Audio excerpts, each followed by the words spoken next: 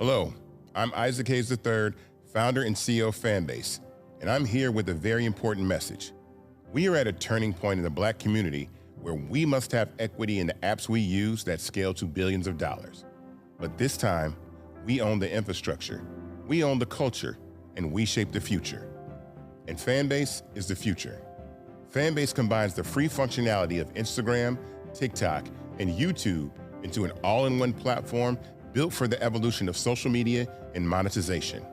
With over 1.4 million users, that's real proof that we are shifting the conversation of tech ownership and equity for creators. So right now, I want you to go to startengine.com/fanbase and invest today. The minimum to invest is $399. That gets you 60 shares of stock in Fanbase at $665 a share. This marks a turning point in Black ownership of social media. If we don't take this opportunity to own social media right now, we will always be customers to our own creations. And that can't go on. So once again, go to startengine.com/fanbase and invest today. We must own the platforms where our voices live, our stories matter, and where our culture drives the world. Thank you. Folks, Black Star Network is here. I'm real revolutionary right now. Support this man, Black Media. He makes sure that our stories are told. Thank you for being the voice of Black America, Roland. Stay black. I love y'all. All momentum we have now, we have to keep this going. The video looks phenomenal. See, this difference between Black Star Network and Black-owned media and something like CNN. You can't be Black-owned media and be scared. It's time to be smart. Bring your eyeballs home. You dig?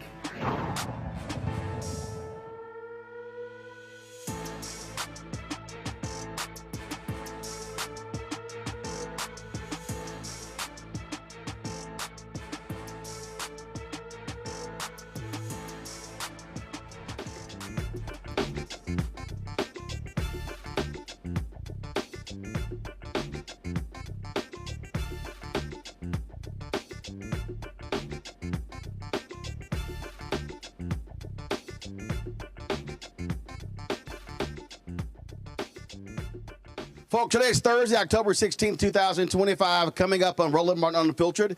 We're streaming live on the Black Star Network from the campus of Virginia State University here in Petersburg, Virginia, for this special edition of our show, focusing on the upcoming election. Critical elections happening in this state that will determine who is in control of government. Lots we're going to break down. We'll also hear from the chair of the Congressional Black Caucus, Congresswoman Yvette Clarke. In addition to that, this is the 30th anniversary of the Million Man March. So there's a lot we're going to talk about, including yesterday's Supreme Court oral arguments that dealt with the issue that could jeopardize nearly half of the Congressional Black Caucus and destroy Black political power all across the South. Lots to this breakdown. It's time to bring the funk on Roland Martin Unfiltered on the Black Star Network. Let's go. Unfiltered.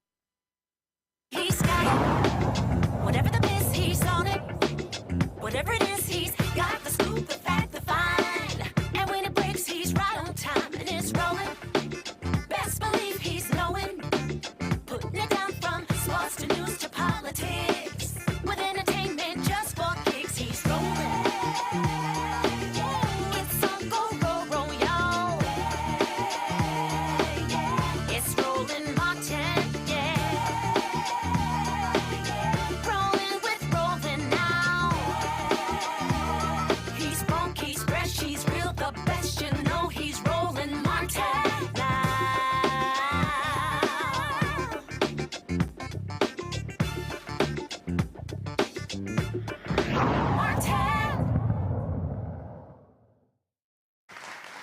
Folks, we're live on the campus of Virginia State University here in Petersburg, Virginia, for our Voices, Our Vote Town Hall with Virginia Democrats and the Virginia Legislative Black Caucus. Glad to be here. Lots that we're going to talk about because we have a crucial election that's taking place. 2 years ago, we traveled all across Virginia talking to voters because at that time, you had Democrats who were trying to regain control of the House. If they did so, Don Scott would become the first Black Speaker of the House here in Virginia. that actually happened.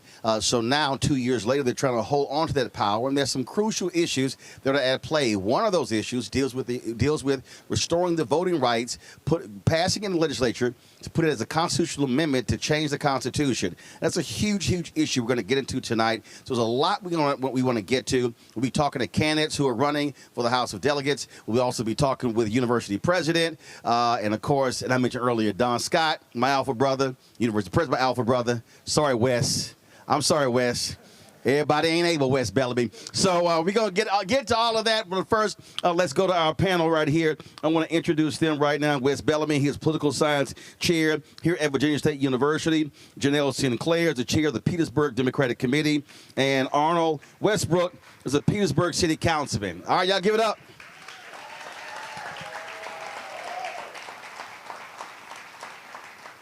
You know, one of the things that we keep emphasizing is that we have to be maximizing our voting power.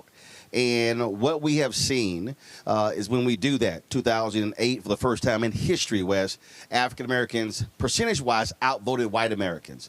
But since then, and that was because of the election of President Barack Obama, since then, we've seen those numbers go down.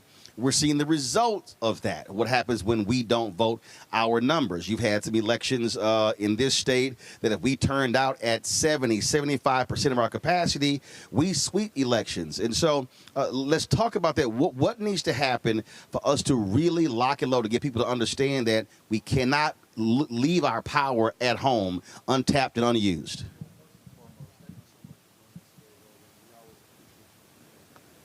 It's to Black America, specifically ensuring that our stories are told and that our issues are being discussed. We're super excited to be here at Virginia State University, where today we had our student voter registration day as a part of Trojan Voting Week, in which today alone we were able to register 412 young people.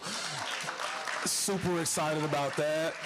Very, very exciting election coming up this year. And we've been emphasizing not only in classes within the campus, but President Abdullah, who, you know, he's an alpha, but he's all right with me, unlike you. Shout out to the Noops. But in all seriousness, we've been very steadfast on campus in the surrounding community about the importance of folks coming out to vote. And while we know that there's a great deal of conversation taking place on the national level, we have pivotal elections that are taking place here in Virginia. One, the gubernatorial election, which everybody knows about, or we're hoping that everybody knows about, but it's really these state house seats and these Senate seats that make the difference. We have a couple of candidates who are here. Shout out to Kimberly Pope Adams and others who will be here. We're going to be hearing from them, and we're encouraging our young folks specifically.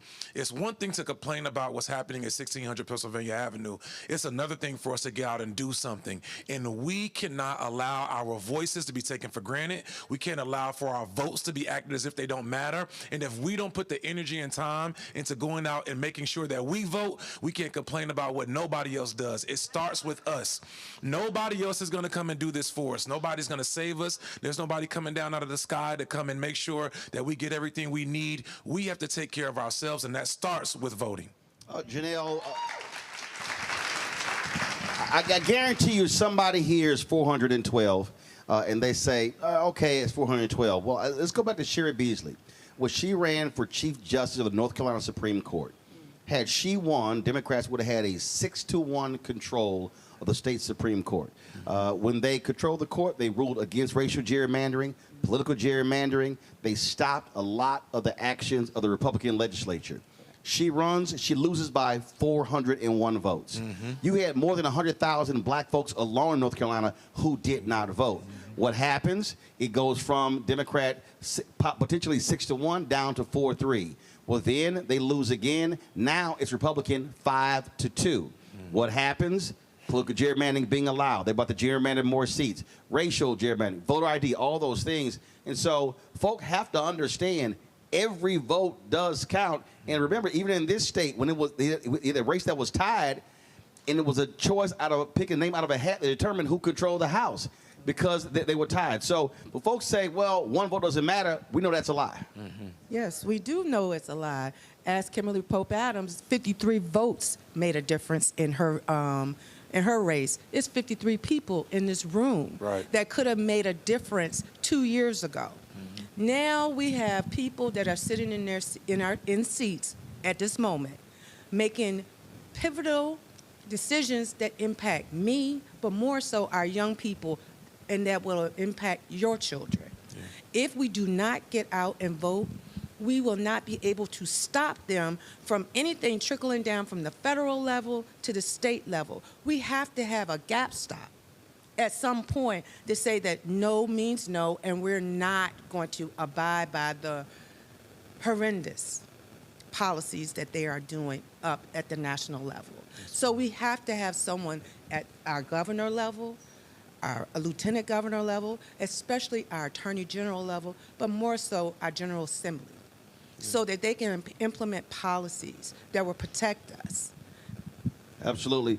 Before I go to Arnold, just folks know, we always, when we go to many places, we invited Petersburg Mayor Sam Parham to come on today's show, but he declined an invitation to come. And so, just so folks know, so folks like, man, y'all invite the mayor? We did. He ain't here.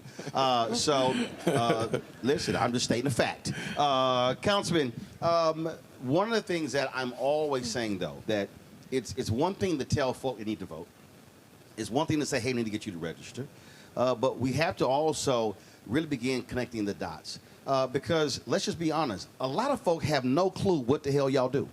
They don't. People don't, a lot of people don't know how the difference between a city councilman, a county exec, a state rep, a state senate, what a school board does. You get members of Congress who say they get phone calls that's about stuff that's really the city or the really a county job. And so we also have to have, after the election, before the next election, constantly what I call voter education, civics 101, so people really understand how government works and how government impacts every facet of a person's life. I definitely would agree with that. On behalf of Mayor Parham, who was a little bit under the weather, I am stepping in on his behalf. He does you should have told me he was sick. Well, that's a big thing, like communication. Communication in our communities is very important, and I think it does start with the youth and this new generation of voters and not getting voter fatigue. I think that's what you kind of was alluding to, because in Virginia, we vote every year. But that's everywhere, though. I mean, no, not every state votes every year. No, probably. What I'm saying is, no matter where you go, there's going to be an election, whether it's a statewide, federal, city, county, or school board. So the reality is you're always going to have, and also depending upon what municipality you live in. And so I get people to say voter fatigue, but they sure not fatigued when electricity goes up. Correct. Not fatigued when they're looking for improvements for economic development. Correct. When they're talking about funding HBCUs. Correct. And so, again, other folk ain't tired. And I agree. We have to make sure that our students understand that this is a marathon and it's not a sprint, as well as our older people to pour back into the elders, to pour back into the youth and the middle class so that everybody's playing their part. And that's what I meant about communication, because it is a difference between being on city council as well as being on school board. I can't handle all the issues, but I kind of be informed of them so I can talk to the constituents, let them know that I am concerned. And I think it's about servant leadership, so that as I teach the students, whether it's my Crown Him guys, Call to the Kings, or my Crown Her girls, that I empower the young people to understand. Oh, what are Crown Her girls? You get the Crown Guy shout out. Well, see, the Crown Her girls are here. Y'all gonna put y'all crowns up? All right. Oh, so the dudes say something, but y'all don't say nothing. We're working on that, Roland. We're working on it, Y'all Roland. ain't got no calls. See, I don't want to do all my calls because y'all ain't got no call and response. Just go, hey, Crown girls, hey. Well, we got one for everybody. We got one that everybody does. Can we get a Hell State? Hell State? Okay, that's good enough for you, brother. No, because the damn girls still ain't said nothing. It's a lot of calls. Saying, go but see, ahead, I'm not gonna call out my Omega brothers. So I don't miss nothing, but go ahead. You know what I'm saying? I ain't missed that dupe and that alpha shout out. But again, we hear about all of us working together. He's an Omega. The Omegas are on the front lines too. On the what? The Omegas are on the front lines, man. You know what I'm saying? Don't hurt your feelings. In all seriousness, we all play our parts and we all know how to get these things out. So whether it is economic development, the homeless rate, the poverty, or issues that really affect people differently. It's all about still just getting out and making sure that we can have good, sensible conflict resolution discussions, because I teach speech and debate here at Virginia State University, and we're also taking it into the schools of Petersburg so that we can understand in this time we can be disagreeable without being violent and just straight nasty to people. But how can we get to the table and talk? Because a lot of times when we get to these tables, we can find that there's similar talking points between us both so that we can move this needle forward for a better country that we live in. The West thing for me, though, is when we're talking about, again, elections, and for me, the reason I get it in a different way, because my parents were co-founders of a civic club. So the age of 8, 9, and 10, I'm sitting there, because we all free labor, sitting here. So the granular issues that impacted a neighborhood, going to city council meeting, knowing who to call, how to get vacant lots cut, and how to get abandoned houses torn down. So I saw it at that level. And that's the thing I think we need to get many people to understand. And this is why I think voter education is so critically important, because that's the role of government. What has happened is folk are running around saying, well, government has no impact on my life. And I'm like, that's the dumbest crap I've ever heard in my life, because it impacts literally every facet of your life, from the womb to the tomb. And so this idea that it does it, it's crazy. I mean, we had this discussion in class just yesterday, and I want to give a special shout out to our SGA, who are all up here in the front row, Marquise, the president, and several others. They've been working diligently to ensure that, again, students are registered to vote, and we're talking about the issues. But one of the things we discussed in one of my classes yesterday was specifically when we talk about the school board, for example.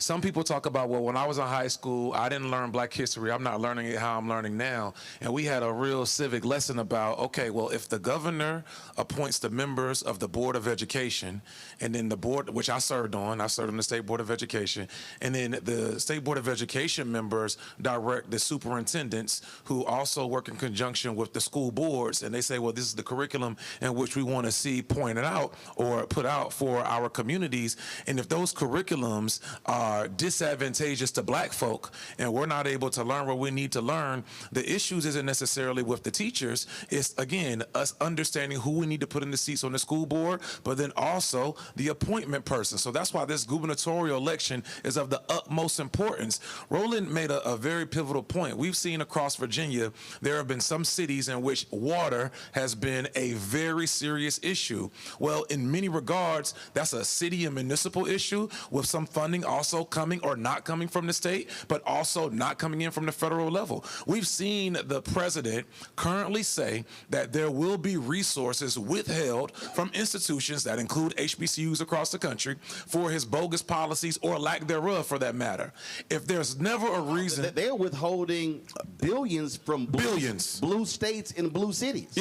And being very intentional with saying, if they're Democratic cities, we're not going to give them the money. If they're Democratic initiatives, we're not going to give them the money. And that's absolutely nonsensical. So again, y'all, if there was ever a time for us to be fired up, if there was ever a time for us to feel as if our ancestors are depending on us, if there was ever a time for us to stop seeing the nonsense that we're not like our ancestors because they fought a lot harder than many of us will ever think about doing, it's now. We have to ensure that your cousin, your mom, your niece, your nephew, your auntie, everybody in your family needs to be registered to vote and then going to vote, because that's the first leg of the marathon. And then after we get that baton, we run into city council meetings, we run into school board meetings, we show up to committee meetings at the state appropriation meetings, we show up at the state house, we show up in the governor's house to ensure that they're doing what they say they're going to do, we show up in our congressmen's offices. We need to be engaged. We don't have time to play around and BS around. This institution wouldn't be here unless we had people who were fighting for us. This institution wouldn't get the nice dorms that we're working on. We wouldn't have this new building that we have without people like Eldon Burton and President Abdullah working to secure funds for us. So y'all, the least that we can do is go and fight and show up.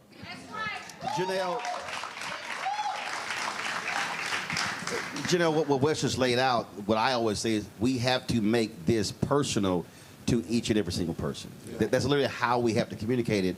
And it's not party.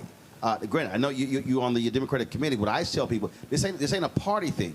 It's an issue thing. And then the question then becomes, who supports your issues of the multiple issues. And so it's a stark contrast between, frankly, Democrats and Republicans. Correct.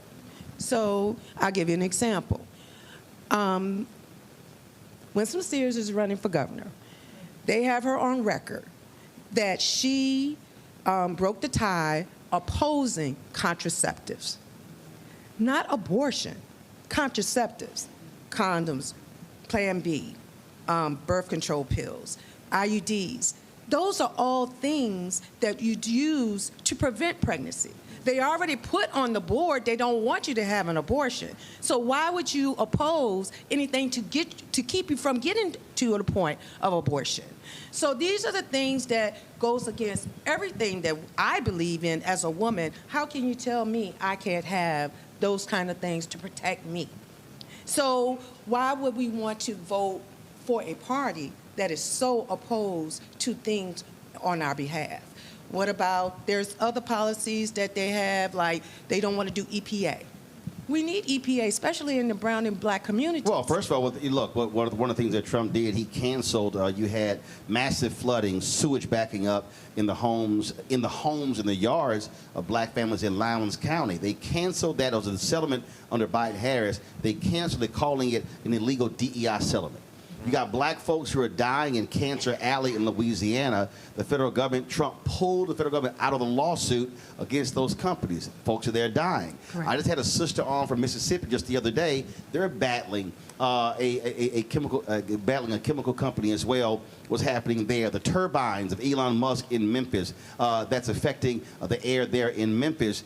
And Trump's, they're like, you can do whatever you want, and so they don't actually care. So they don't care about the breathing of black folks, the quality of the air, all those different things. And they even call environmental racism DEI. So what you're seeing is a complete just betrayal of folk, and for them, even though the state of Alabama voted for him, he don't give a damn about those black folks in Lowndes County. Right. And again, that's our folks, and that's how we have to be thinking about public policy. Well, just for real quick, like so folks understand, EPA, Environmental Protection Agency. So like y'all understand, like that is the air quality, where we live, everything to do with the environment. Air, water, everything.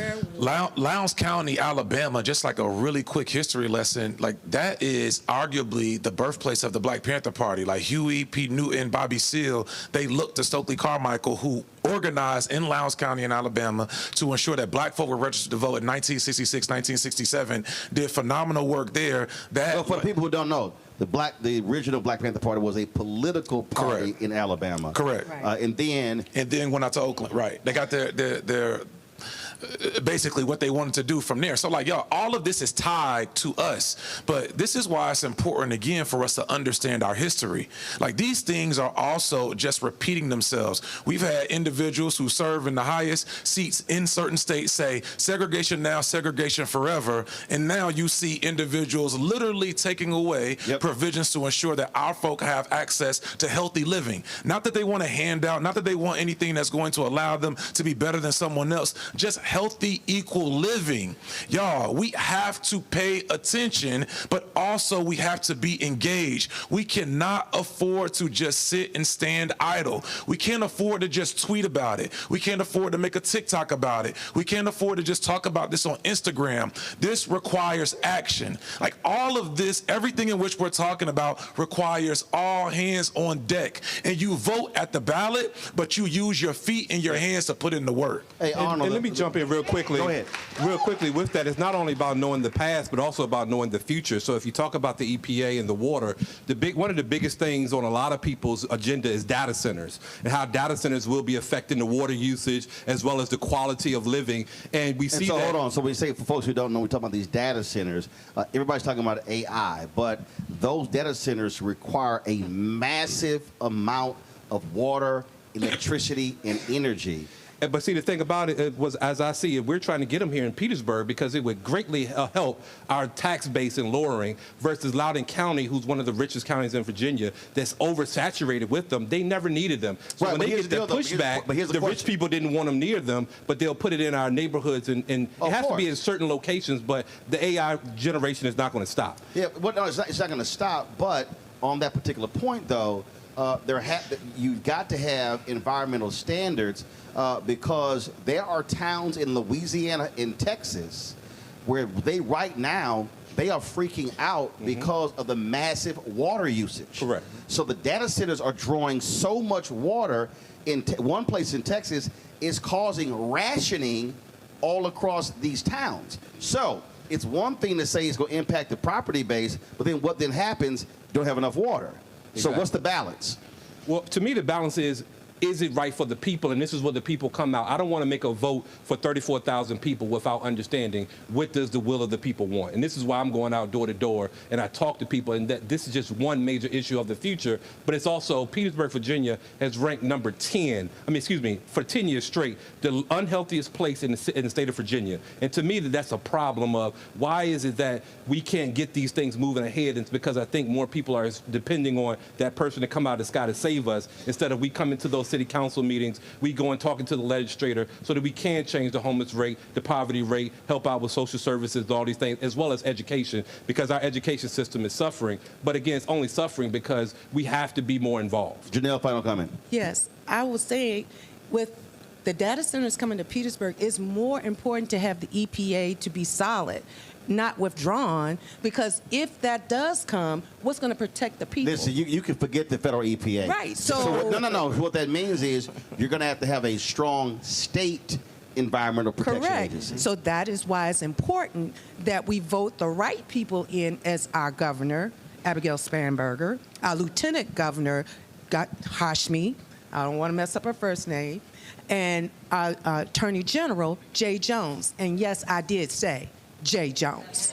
But let me and our General Assembly delegate, Kimberly Pope Adams. But not to take away from that, also who you put on council, because then we elect the local EPA, and we put those people on boards. So when is the next city council election? Tuesday. This upcoming Tuesday. Next year. Oh, next year. Next city council. Excuse me, next year. Next year. Got it. All right. See, that's what I'm saying. So you got to get. See, it's election this year. It's one next year. Odd numbers there next you go. year. All right, give it for our panel, folks. Thank y'all. Gonna go to a break. We come back. We're gonna chat with the Congresswoman Yvette Clarke, who is chair of the Congressional Black Caucus. You're watching Roland Martin Unfiltered right here on the Black Star Network, live from the campus of Virginia State University in Petersburg, Virginia. Back in a moment.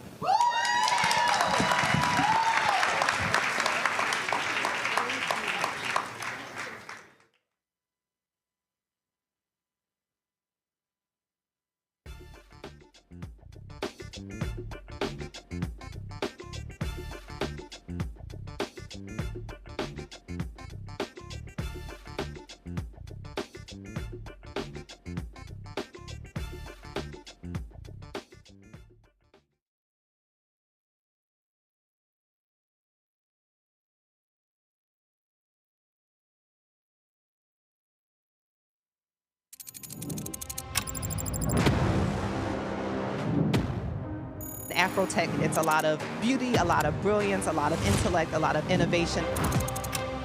Companies that are most diverse are more profitable. We're getting culture, we're getting community, we're getting the best of the best. And not only are we here to greet each other, but we're here to network and to elevate each other. Everybody from all the major tech companies here, and that means that now everybody's in the same domain.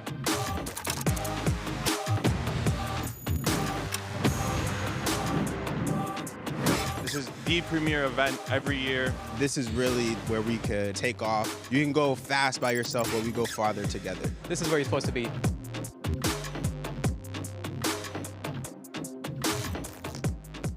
This week on The Other Side of Change. Book bans, anti-intellectualism, and Trump's continued war on wisdom. This is a coordinated backlash to progress. At the end of the day, conservatives realized that they couldn't win a debate on facts. They started using our language against us, right? Remember when we were all woke and the woke movement and all that kind of stuff?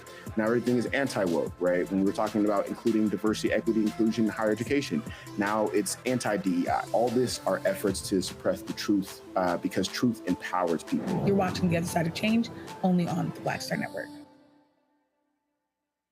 Hello, hello, hello. I'm Jerry Johnson from Harlem on Prime, and you're watching the Black Star Network.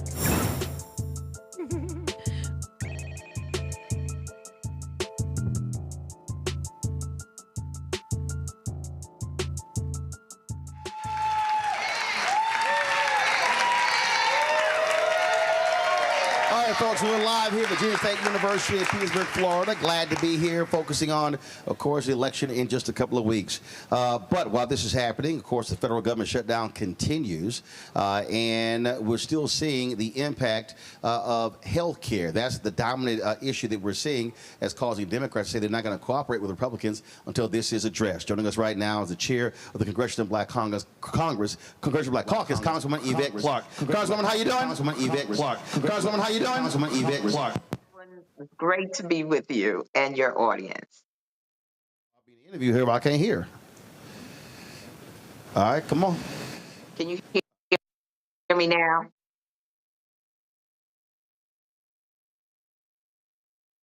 Me? All right, she's going in and out, folks. All right, she's going in and out. All right, so Congresswoman, keep talking.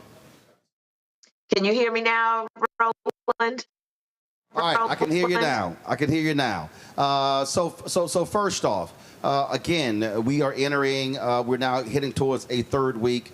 House Speaker Mike Johnson still will not call Democrats into session. And what do you hear from your constituents? Are they standing behind you and other CBC members holding out with this government shutdown over the issue of health care? Absolutely. My constituency here in Brooklyn, New York, very clear on the imperative here. They recognize that this is non-negotiable. And when we say non-negotiable, we mean that we must address this healthcare crisis. Without our work and support in getting this as part of the negotiation, there is no trust in the Republican Congress, in the Republican White House, that they will come to the rescue. This is a five-alarm fire. We recognize that so much is going on in terms of attacks from the Trump administration and the enabling of that by Republicans in Congress. However, we know that at the heart of everything is good health. Without our health, nothing else really can happen. And the idea of having 20 million people who currently have health insurance, for that to be out of their reach within the next 2 months is too much to bear. And so my constituents here in New York City, in Brooklyn, of this fight, and they support it wholeheartedly. Robert Reich, former labor secretary, sent out this tweet today that I thought was interesting. He said, open enrollment for the ACA plans began yesterday in Idaho. One couple got notice that their monthly premium next year would jump from $51 to $2,232 as subsidies expire. 25,000 Idahoans are expected to be priced out of coverage. This is what's at stake in Trump's shutdown. And one of the things that I've said, I said this to DNC Chair Ken Martin yesterday, I said to Senator Chuck Schumer, Democratic leader Hakeem Jeffries, it's one thing having politicians talk about what's going on, but you've got to put a face on it. And if I'm Democrats, I'm chasing this couple down. I want them in front of a camera. I want them in front of a mic, because that resonates a lot more in a much bigger way than I think an elected official doing it. So how are you also emphasizing that, having affected people being out front talking about the impact of an increase in any healthcare subsidies and jacking up their healthcare costs? Be aware that the House of Representatives has not been called back into session by Speaker Johnson, but Democrats have been going back to Washington each week of this shutdown, and in each week we've had a public press conference on the steps of the House of Representatives with individuals from across this country who are telling their stories about how the ACA meets the needs of their families, and what this increase in fees, in deductibles, in their for purchasing in the marketplace will mean in terms of their ability to even access that care. For so many of those who came to either testify at some of the steering and policy hearings that we've been having, as well as at our press conferences, that this would mean that they would eventually have to drop their coverage because they won't be able to afford it. With the skyrocketing cost of living all the way around, add to that the quadrupling in many cases of their deductibles for their access to health care. Folks just can't afford it, and they are with us, standing with us, telling their stories so that we can put a face to what this actually means. And I think most Americans understand what it means. They're getting letters in the mail too. These letters are going out across this nation as we speak, and folks understand what's before us. And again, the encouragement that we are receiving. Is enormous in terms of people understanding why it's critical that we prevail with our colleagues on the other side of the aisle to fix this crisis. Let me switch to another issue, and that dealing with the oral arguments yesterday before the Supreme Court. Based upon the questions they raised, we potentially going to see this court rule against Section 2, and we could see anywhere from 12 to 30 congressional seats wiped out of African Americans and Latinos. We're talking about destroying black political power, especially in the South. And just your thoughts after yesterday's oral arguments. It's just disgraceful. I had a number of CBC members actually seated in the court for the entire proceeding, and their takeaway is that the Supreme Court is actually looking for a way to put an end to Section 2 of the Voting Rights Act, essentially rendering the Voting Rights Act a relic of our history. That would be devastating across this nation. It would be just a travesty in terms of the history of this country, the lives that were put on the line to secure voting rights for people of African descent. And as you rightly stated, the disappearing of a number of members who were elected through the Voting Rights Act to represent constituencies across this nation. Many people don't realize it, but the city of New York was governed by the Voting Rights Act as well, so that people, the diversity of who we are, particularly African Americans who have been prohibited from voting for so long, would have the opportunity in the wake of obtaining the franchise to elect individuals who come from their lived experiences, who they find affinity with in terms of policy and vision for inclusion and diversity in our nation and equity. And so this would be a severe blow, not only to the voting rights movement, but to civil rights in the United States of America. And so we hope that those questions will not stand in the way of doing what is right by the American people. We know that living in a colorblind society, we know that racism, bigotry, and hatred is on the rise in America as we speak. And we also know that in the wake of the lack of support from the Supreme Court for Section 5 of the Voting Rights Act, the moment that provision was allowed to lapse all across this nation, primarily in the South, without the pre-clearance, we saw the abuse of voting rights districts and voters in those districts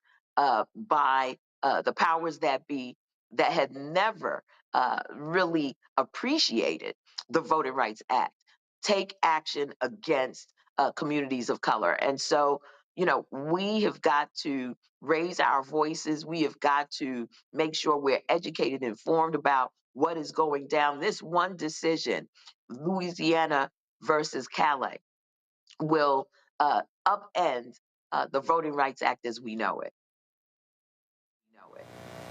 All right, Congresswoman Yvette Clarke, we appreciate you joining us. Thanks a lot. We appreciate you joining. Thank you for having me, Roland. All right, folks, we come back. We'll talk about some critical House races happening here in Virginia that will determine who controls the House of Delegates in this state for the next couple of years. Of course, you're watching Roland Martin Unfiltered, the Black Star Network. Don't forget to support the work that we do. Join our Bring the Funk fan club. Our goal is to have 20,000 of our fans contribute on average $50 each a year. It's $4.19 a month, 13 cents a day. Of course, what that does is it funds all the efforts that we do. We're going to be traveling all around the country, going to different states in 2026, covering these critical elections, whether it's in North Carolina, Georgia, Texas, Florida, you name it. We'll be on the road, so your support is critical. If you want to contribute via Cash App, use the Stripe QR code. You see it right here on the bottom left-hand corner. That can also be for credit cards. PayPal is R Martin Unfiltered. Venmo is RM Unfiltered. Zelle, Roland at RolandSMartin.com. Roland at RolandMartinUnfiltered.com. Checks and money orders make it payable to Roland Martin Unfiltered, P.O. Box 57196, Washington, D.C. 2003 7-0196. Back in a moment.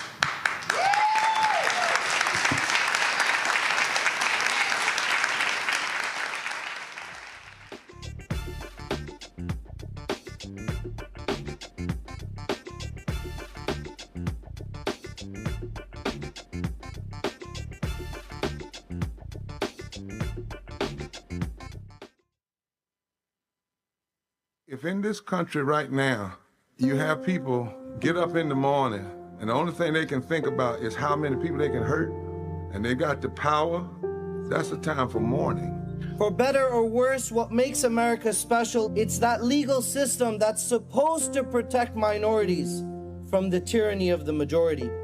We are at a point of a moral emergency. We must raise a voice of outrage.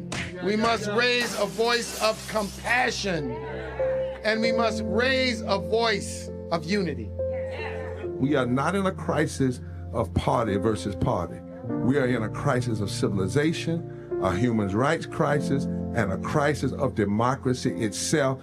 And guess what? You've been chosen to make sure that those that would destroy, those that would hate, don't have the final say, and they don't ultimately win. They said the quiet part out loud.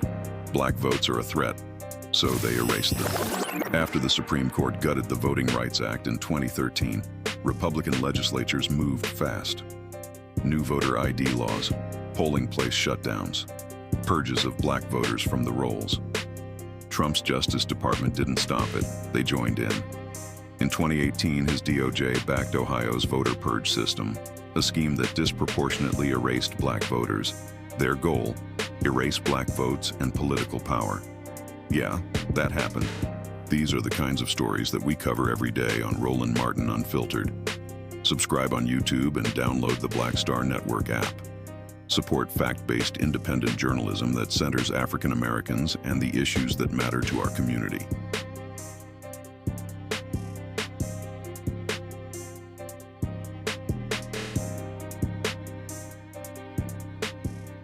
Hello, we're the Critter Fixers. I'm Dr. Bernard Hodges. And I'm Dr. Terrence Ferguson. And you're tuned in to Roland Martin Unfiltered.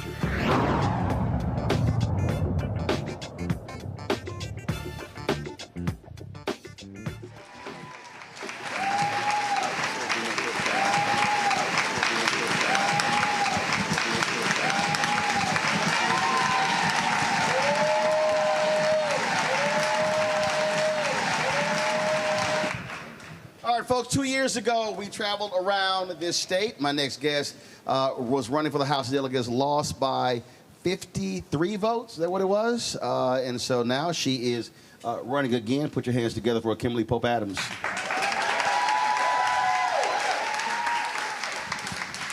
All right, so what are you going to do different this time than last time?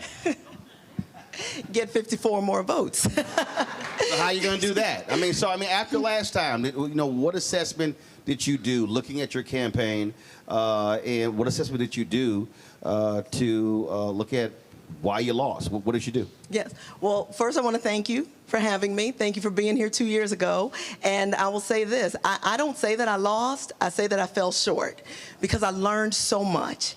And in the days after the election in 23, it was actually my son. I have a 17-year-old son. He was 15 at the time. He said, you know what, Mommy? He said, championships are won in the off season. He said, if you want to do this again, you got to start now. Now, admittedly, I didn't want to hear that at the time, but he was right. He was right. So what I decided to do, I took a little time off for the holidays, but once we got first of the year, I kept staying involved. I kept meeting the voters. I volunteered on congressional campaigns. I moderated town halls. I showed up to community events. I kept making sure that my community knew the importance of voting. I've been doing that for 2 solid years when I wasn't on the ballot, and I know that it's going to pay off this time. Did you also study the data in terms of looking at those precincts, how many people are registered, how many eligible voters there are, how many actually turned out, and concentrate on those areas? And so what are the 3 or 4 areas that you are targeting for a big turnout? Yeah, so my district is 4 localities. One is the city of Petersburg, very urban, very dense, very blue. The other 3 localities are all rural, red leaning. When you look at the voter turnout among the 4 different localities, the lowest voter turnout was in the city of Petersburg. My race was low. How low? When you say how, like what's the percentage? 32%. 32%. Yeah. That was the turnout. Yeah. And so I'm always talking about, I keep using 70 as a number. So if 50% turned out, if 40% turned out, you win. Yeah, we actually did the math afterwards. If 38% had turned out. But it's the point I'm making. I don't want 40. I don't want 45. Right. What I keep saying is, if we turn out at 70% of our capacity, we sweep elections. Absolutely, because here's one thing we all know. When black people show up, we win. When we vote, we win. We just got to show up. It's that simple. We've got to show up. So what have you been doing and saying in the last 2 years, this specifically Petersburg, to say, look, the only way this happens if you actually vote? Yes. So what I've been doing is making sure people understand the contrast between myself and my opponent. Listen, my opponent is looking out for herself, not looking out for us, not looking out for our community. So every chance I get, as I'm knocking doors and meeting voters, I'm telling them firsthand, what did she vote on? How did she vote? I'm giving specific, concrete examples to the voters. I'm not just talking about things in the abstract. I'm giving them real-life examples of times when she could have fought for us and chose not to. Like what? Oh, there was... So the city of Petersburg has a casino coming. We have a casino coming, and my opponent supported legislation that would have forced the city of Petersburg to share the revenue among 5 localities. 5 localities that never fought for a casino, never showed any interest in a casino. Wait a minute, so be 5 other cities? Yes. So the casino will be in Petersburg? Yes. And so she wanted the money to be shared with them? Yes. Why? You'd have to ask her. Okay, go ahead. So when we found that out, we mobilized. I mean, we wrote letters. We've reached out to the General Assembly. We made sure that the people who were supporting that bill knew how we felt about it, and it died. It died. It did not pass. So because of our voices, when we stood together, we made sure they understood what was important to us. And those are the examples that I make sure to remind people. If we aren't looking, they'll try it again. And the only way to ensure that she and others like her can't try it again is by voting them out. Because our vote can do 2 things. It can hire and it can fire.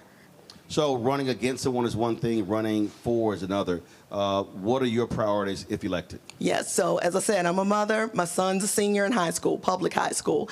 Public school education is very important to me. I believe we can invest more than we currently do. I know the college isn't for everyone, so I'm very much a supporter of the trades, vocational technology. Well, when I was in school, we called it VOTEC. Making sure we have plumbers, welders, electricians, good-paying jobs that don't require a college degree. Also jobs that can't be outsourced across the ocean. Absolutely, absolutely. When you teach someone a skill, when you teach someone a trade, how to work with their hands, that's theirs forever. So I want to make sure that we equip our public school students with the ability to take care of themselves, not to need mounting student debt to have a livelihood. What else?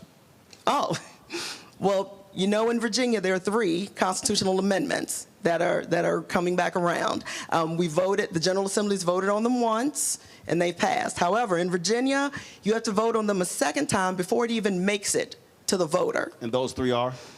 Marriage equality, reproductive freedom, and automatic restoration of rights.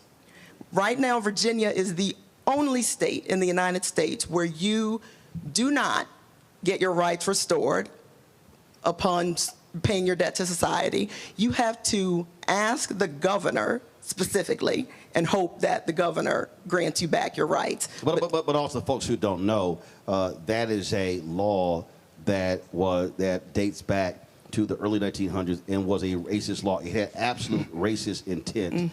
The lawmaker that advanced it literally said, we're doing this to keep the niggas from voting. This is a Jim Crow era legislation that we have an opportunity to right as long as we come out and vote. And so if it passes for the second time, then it gets put on the ballot in November. Yes. So for those Republicans who voted against it the first time, they weren't even voting against the amendment. They were voting against our right as voters to even decide on the matter. So we've got to make sure that we not only keep our Democrat majority, but expand it so that we can vote, we can pass these amendments for the second time so that everyone in this room has the opportunity for themselves to vote on it next November. Don't know if your opponent has spoken on this, but when the Biden-Harris administration, they sent a letter to a variety of states that showed that a number of HBCUs were cheated out of upwards of $13 billion in land grant money. And Virginia State is owed $277.5 million. Now, this has nothing to do with any new funding, any new request for funding. This is literally what this school was cheated out of for that certain period of time. If elected, are you going to sponsor legislation for that to be for that $277.5 million to be funded to Virginia State separate from any other funding request? Oh, absolutely. And let me tell you, in Virginia, we only have 2 land grant universities, Virginia State University and Virginia Tech. And I will tell you, I am an alum of Virginia Tech. And they got their money. Yep. And in fact, that money that was supposed to come to Virginia State actually went to Virginia Tech. Yeah, I've seen firsthand the stark difference between the funding at Virginia Tech and here, and I work here. Full disclosure, I work here, and I know that there is no better HBCU in the United States of America than Virginia State University. So I will do everything in my power to make sure we're made whole. Last question for you. Somebody out there, they're like, okay, I get all of that, I hear all of that, but they still are not focused, they still are not interested in voting. What do you say to that person? That person who says, I don't really think this stuff makes any difference to me. It has no impact on my life. Everything we do is a choice. When we wake up every morning, we have to decide, do I want to think about just myself or do I want to think about my community?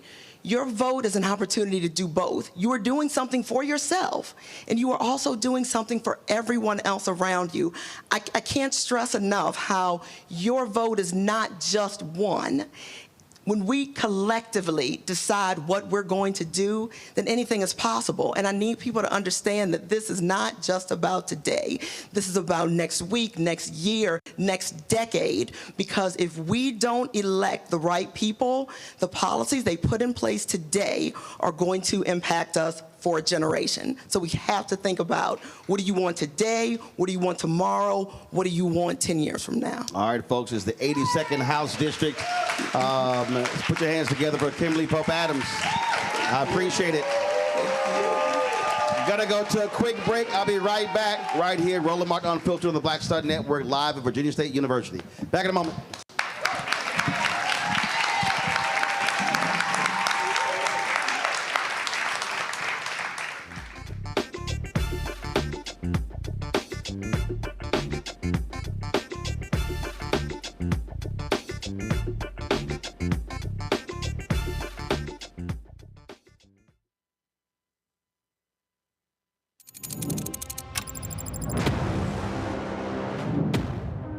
Afrotech, it's a lot of beauty, a lot of brilliance, a lot of intellect, a lot of innovation.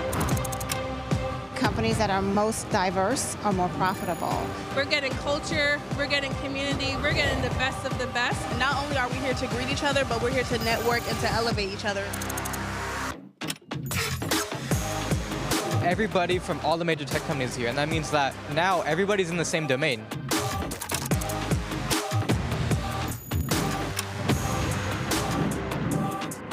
This is the premier event every year. This is really where we could take off. You can go fast by yourself, but we go farther together. This is where you're supposed to be.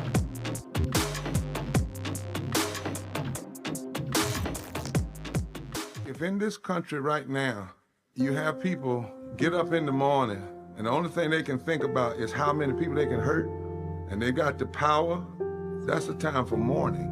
For better or worse, what makes America special, it's that legal system that's supposed to protect minorities from the tyranny of the majority. We are at a point of a moral emergency. We must raise a voice of outrage. We must raise a voice of compassion. And we must raise a voice of unity. We are not in a crisis of party versus party. We are in a crisis of civilization, a human rights crisis, and a crisis of democracy itself. And guess what? You've been chosen to make sure that those that would destroy, those that would hate, don't have the final say, and they don't ultimately win. Farquhar, executive producer, a proud family. You're watching Roland Martin Unfiltered.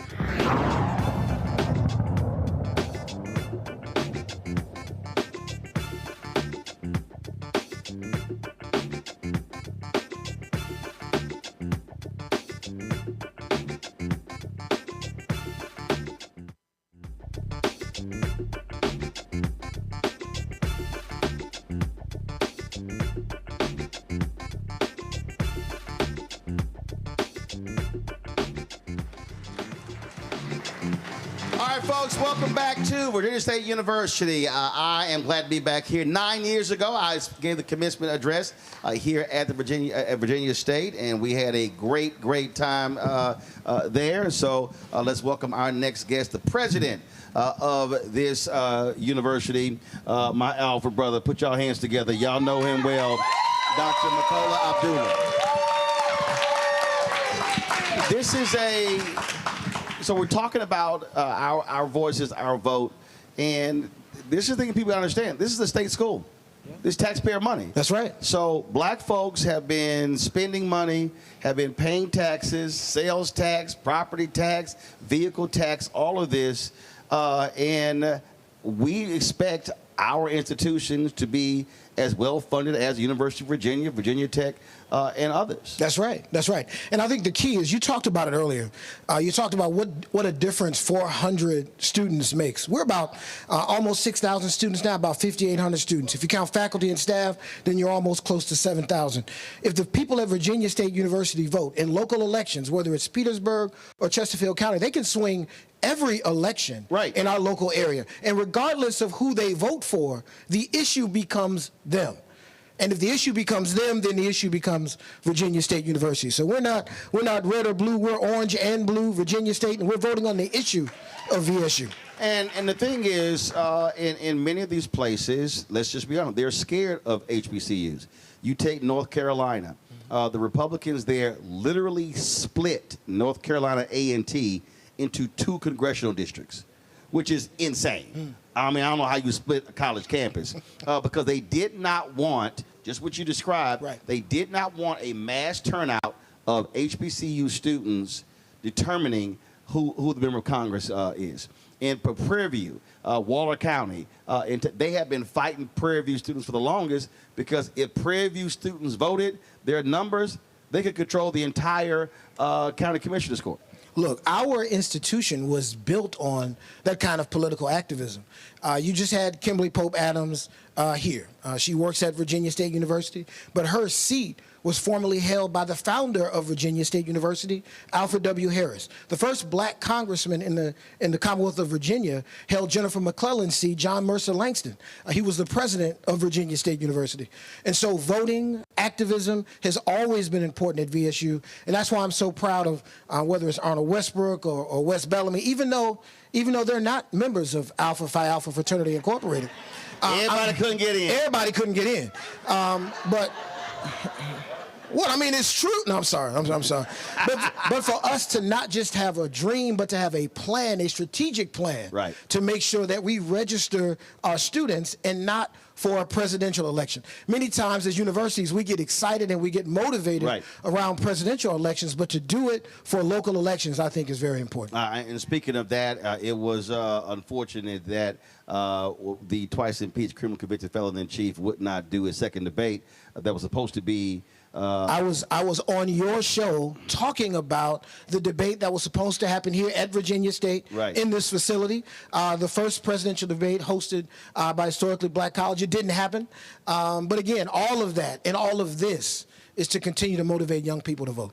And so I started off this conversation the same way because I need people to understand when you talk about, all right, these are the things that we want for Virginia State, we want for Norfolk, but also how you can impact even private HBCUs in this state. It's state funding. Right. State funding, squeaky wheels gets the most grease.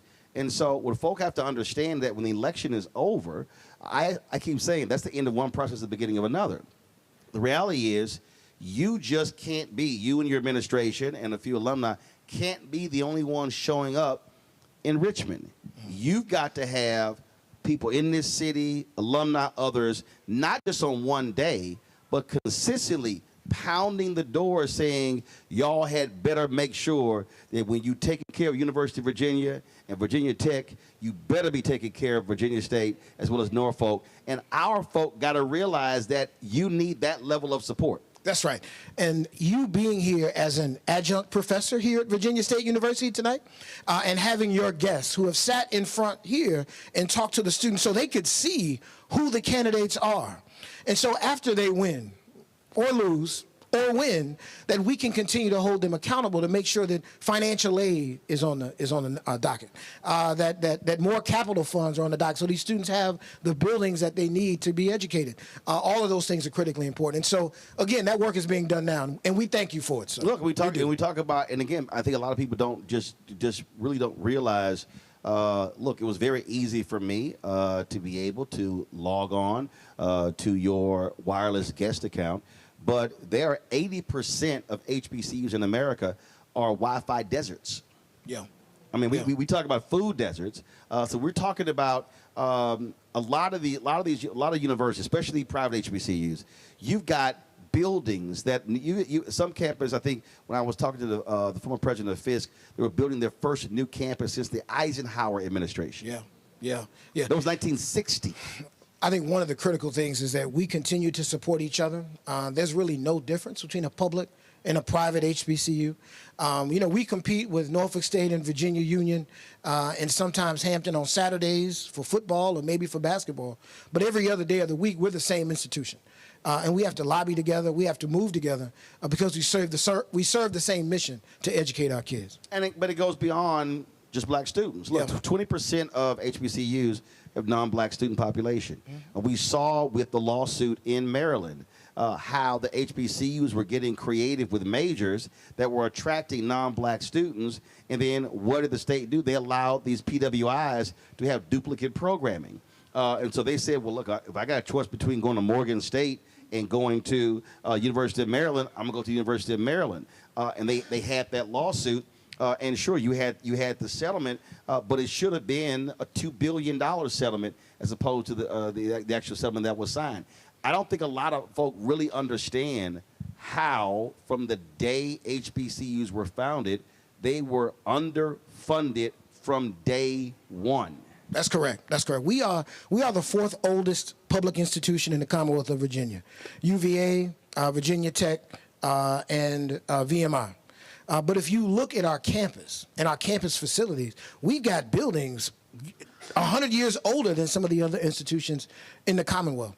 And so when you talk about infrastructure, when you talk about investment, I think it's clear that our HBCUs have been underfunded, and we have to marshal our political capital to make sure that we can correct those problems. And again, we talk about voting. It matters. And also, how do you come through? The reality is, if Democrats control the House, you will still have Don Scott, Speaker of the House, African American.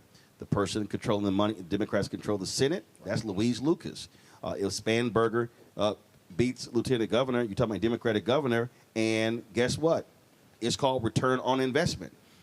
Fully expect, with that level of leadership, getting that $277.5 million should not be a problem. And our responsibilities is to put pressure on those three to say, where to check.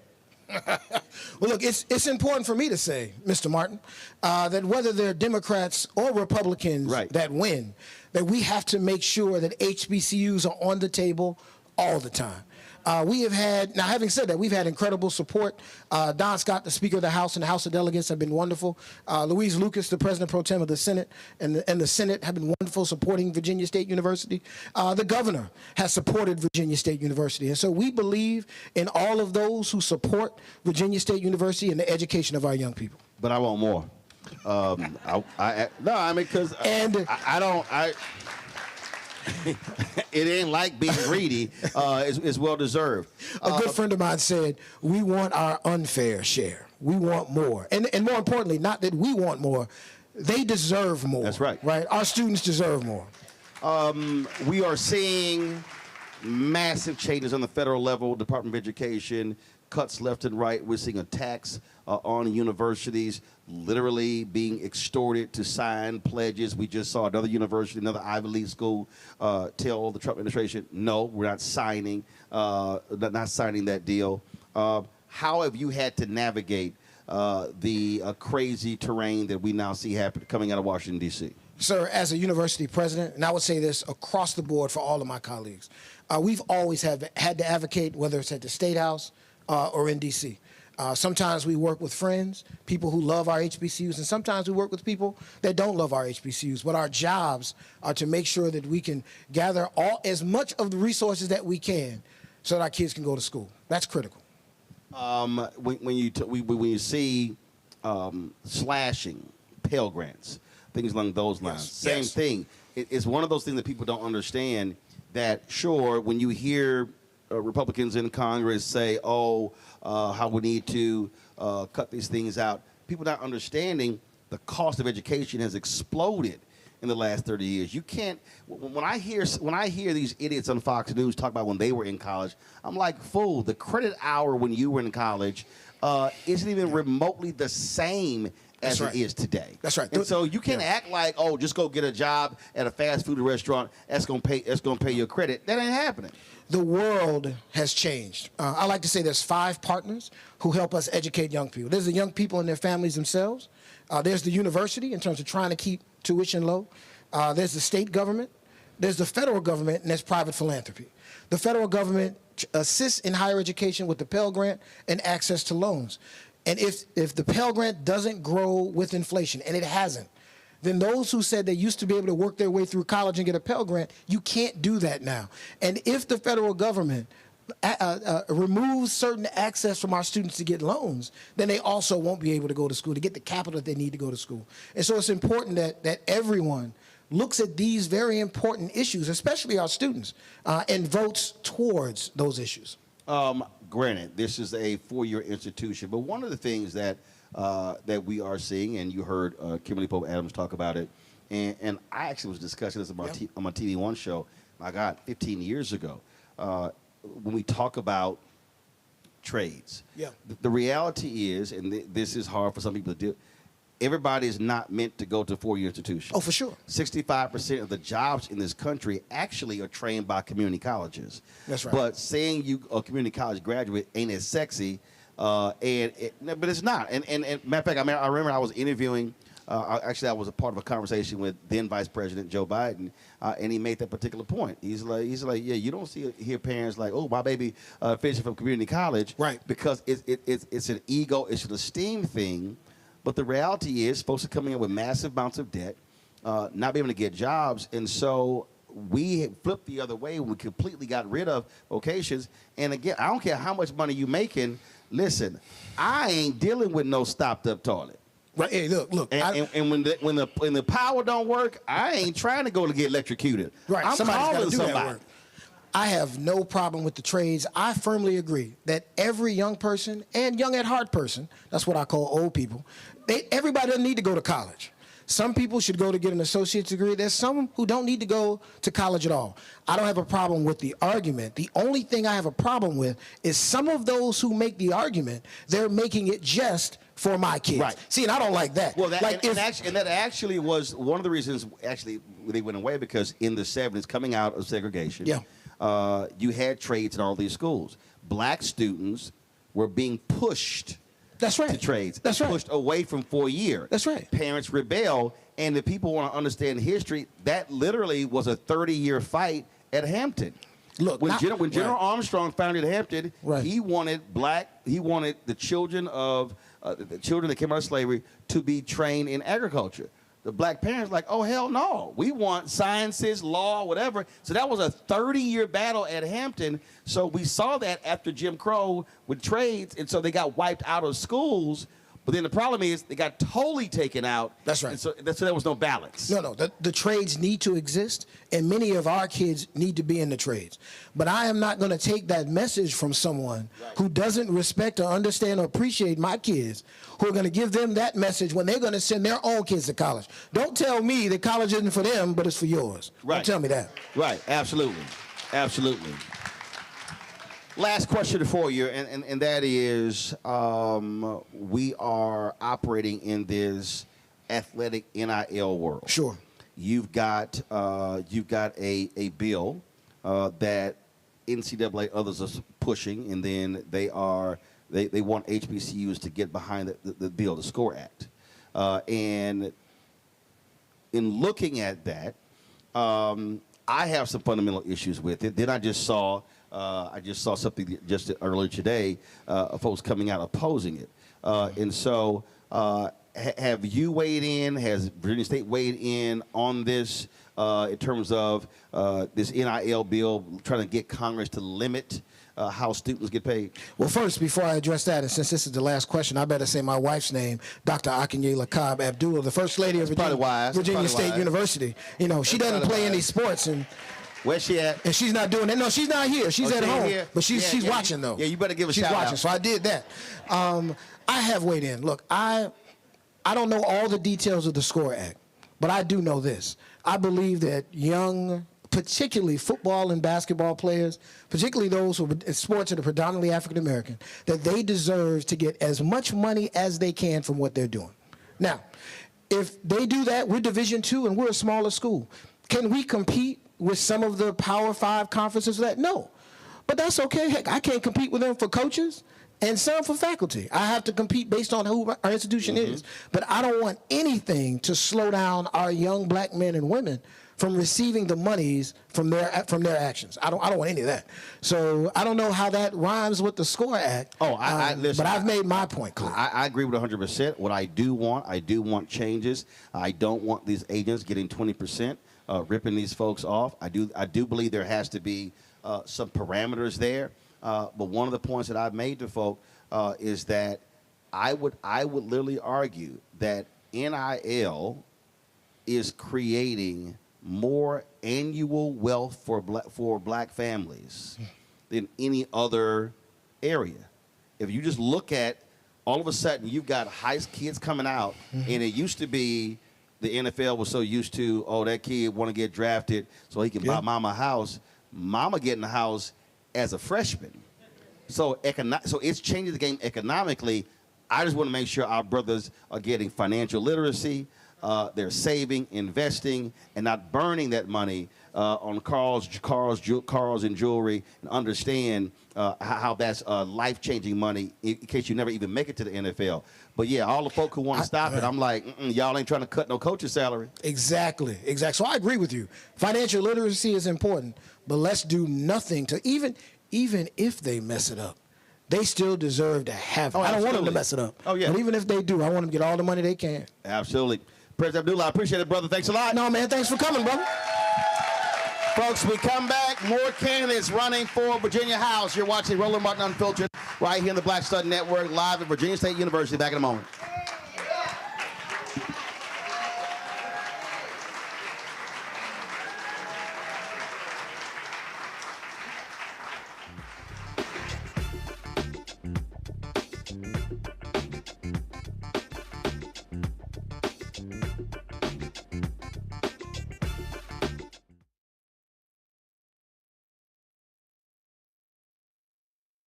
Anti-intellectualism and Trump's continued war on wisdom. This is a coordinated backlash to progress. At the end of the day, conservatives realized that they couldn't win a debate on facts. They started using our language against us, right? Remember when we were all woke and the woke movement and all that kind of stuff? Now everything is anti-woke, right? When we were talking about including diversity, equity, inclusion, higher education, now it's anti-DEI. All this are efforts to suppress the truth because truth empowers people. You're watching The Other Side of Change only on the Black Star Network. This week on A Balanced Life with Dr. Jackie, we're continuing our series of putting in the work, A Chef's Journey. Are you an aspiring chef? Someone who already has a business, trying to figure out what your next steps will be, who to talk to, and how to get there? Well, on this week's show, our great guests and wonderful chefs will talk to you about what it means to discover your purpose, your why of being in the kitchen, and then knowing how to put a business together. The menu controls everything. The menu determines everything. But the business plan is where you have to go back to. When you get into the business, at the end of the day, you know, social media and TV, all of that stuff is cool, but you still have to run a business. You still have to be in relationship with people. That's all next on A Balanced Life with Dr. Jackie here on Black Star Network. Hatred on the streets, a horrific scene, a white nationalist rally that descended into deadly violence. White people are losing their damn minds. As an angry pro-Trump mob storms the U.S. Capitol, we've seen shooting. We're about to see the rise of what I call white minority resistance. We have seen white folks in this country who simply cannot tolerate black folks voting. I think what we're seeing is the inevitable result of violent denial. This is part of American history. Every time that people of color have made progress, whether real or symbolic, there has been what Carol Anderson at Emory University calls white rage as a backlash. This is the rise of the Proud Boys and the Boogaloo Boys. America, there's going to be more of this. Here's all the Proud Boys, Dave. This country is getting increasingly racist in its behaviors and its attitudes because of the fear of white people. The fear that they're taking our jobs, they're taking our resources, they're taking our women. This is white fear.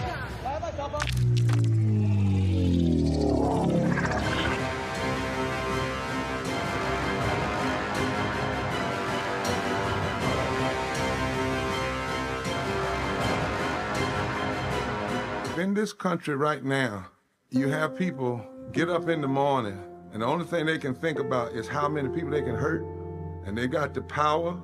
That's the time for mourning. For better or worse, what makes America special, it's that legal system that's supposed to protect minorities from the tyranny of the majority.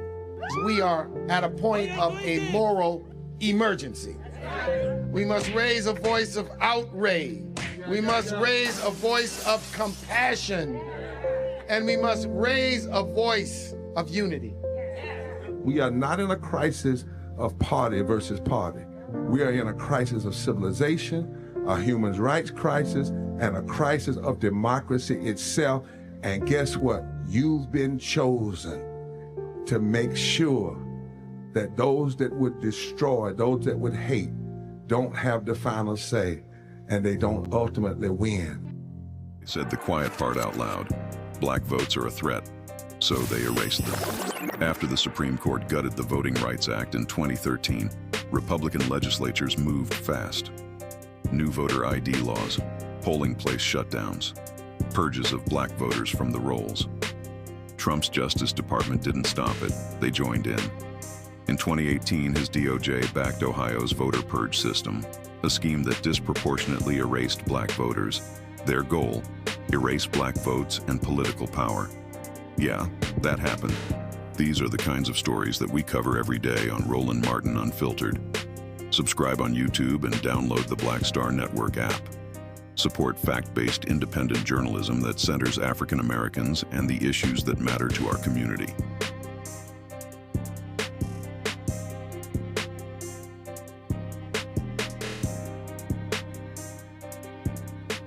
Hi, I'm Lavelle Crawford. I ain't wearing a bow tie today because I wanted to breathe.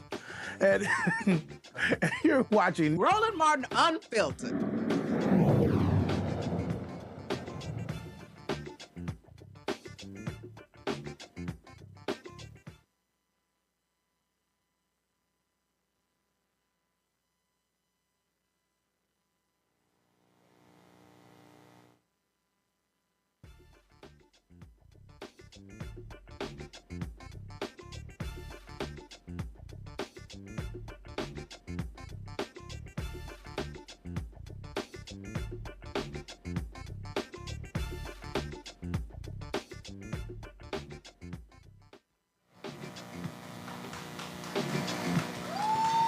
All right, folks, welcome back to Virginia State University. We got three more candidates running for the House. Let me introduce them right now. Deborah Gardner.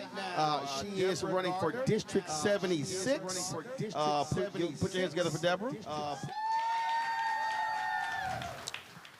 Also joining us right here is Lindsay Dougherty. Lindsay, running in District 75. Also, Mike Jones represents Virginia's 77th District, running as well. So all three are running. So first and foremost, I'll throw this out first. As you're traveling around your districts, what's the dominant issue you are hearing from folks that they care about, that's most important in their minds?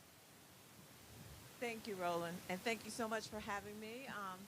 I am currently in the House of Delegates, so I still am knocking doors, just like I'm in a pretty safe district. And what I'm hearing from my constituents is they're really worried.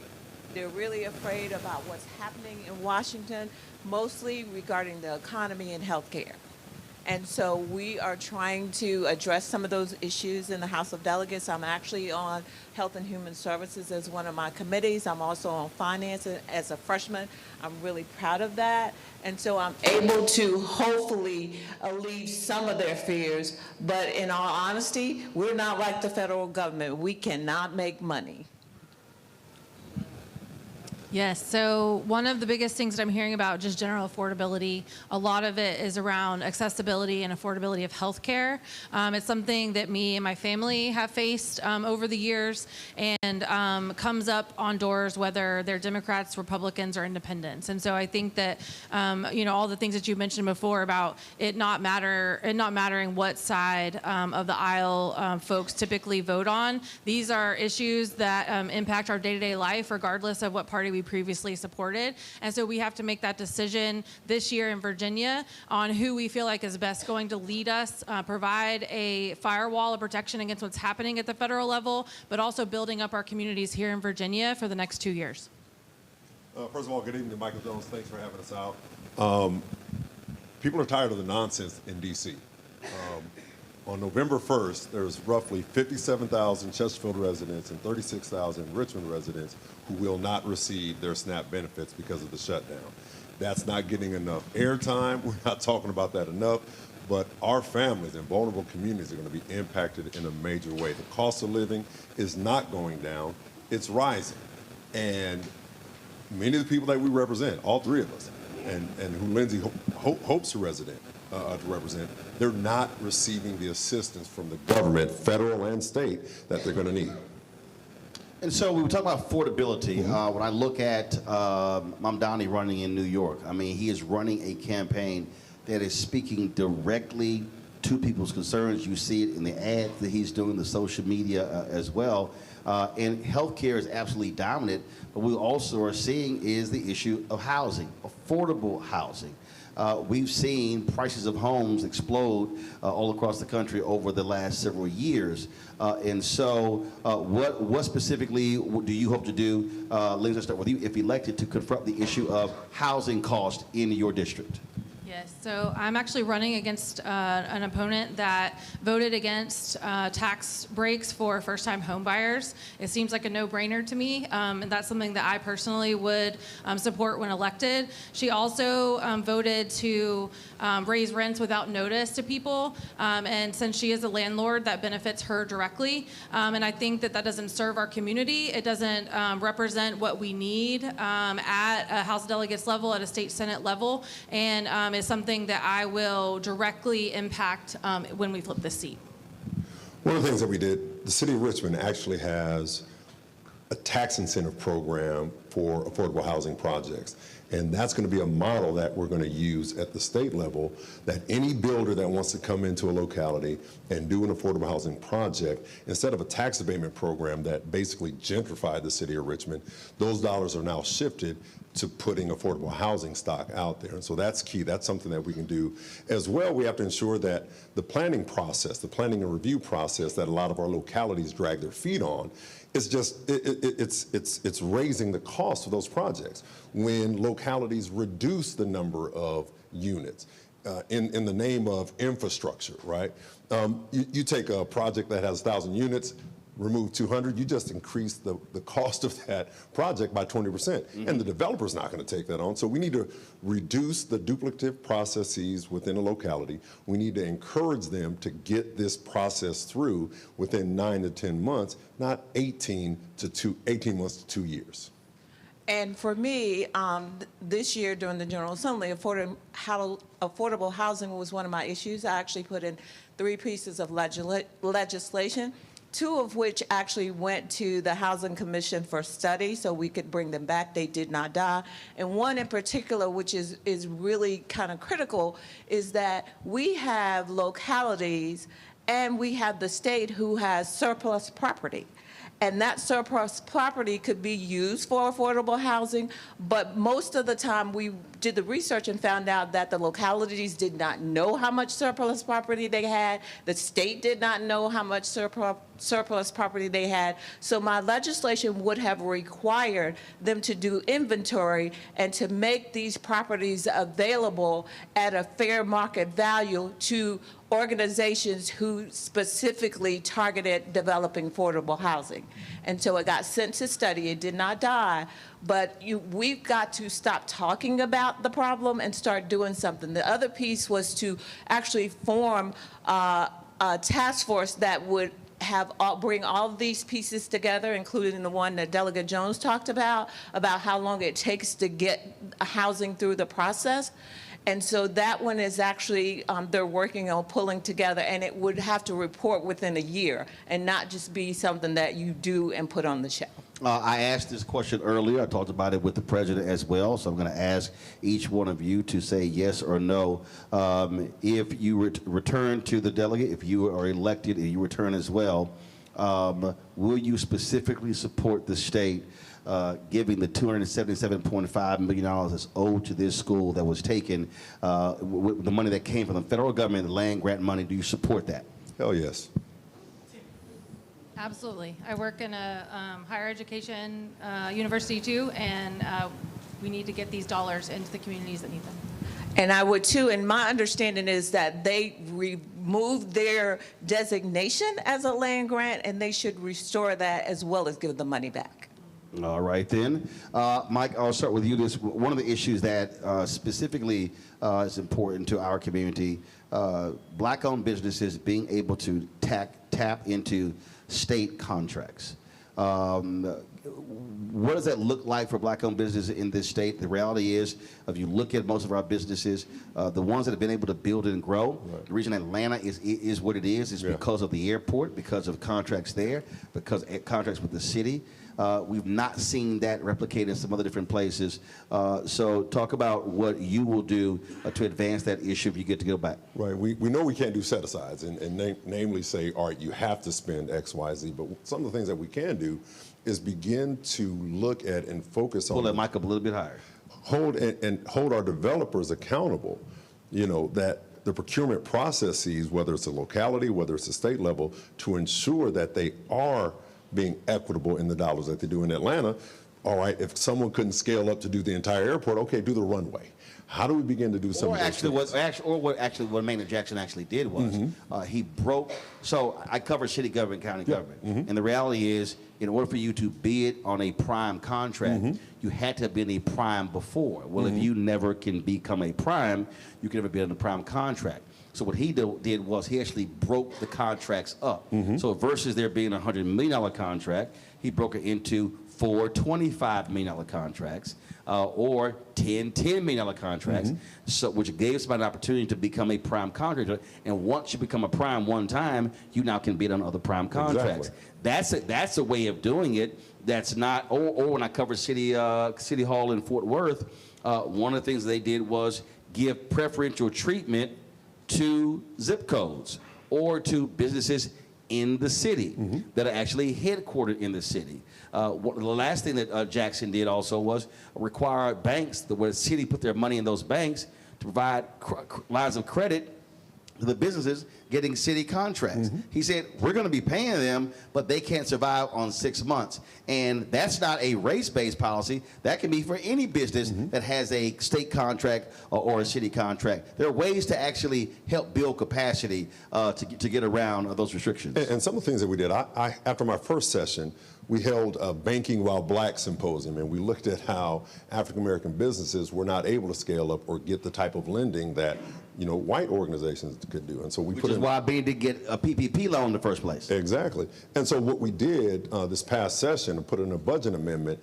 that gave a grant, it was close to $250,000 to the Metropolitan Business League so they could help small businesses, black businesses, minority-owned businesses, begin the process of scaling up. And so that's something that I want to see just more robust, more dollars put there, because if we help local organizations like MBL, Floyd Miller can get those dollars to the companies and the men and women that are actually out here doing that work and help them be successful. Do you want me? Yes. What I want to say is I'm actually a small business owner. I'm registered in Chesterfield County. And not only those kind of things. You got to tell about what the business is. Huh? What's the business? I'm a consulting business. I do executive and executive coaching, but it's been on hold since I've been running. So better always be selling. You better tell people what it is.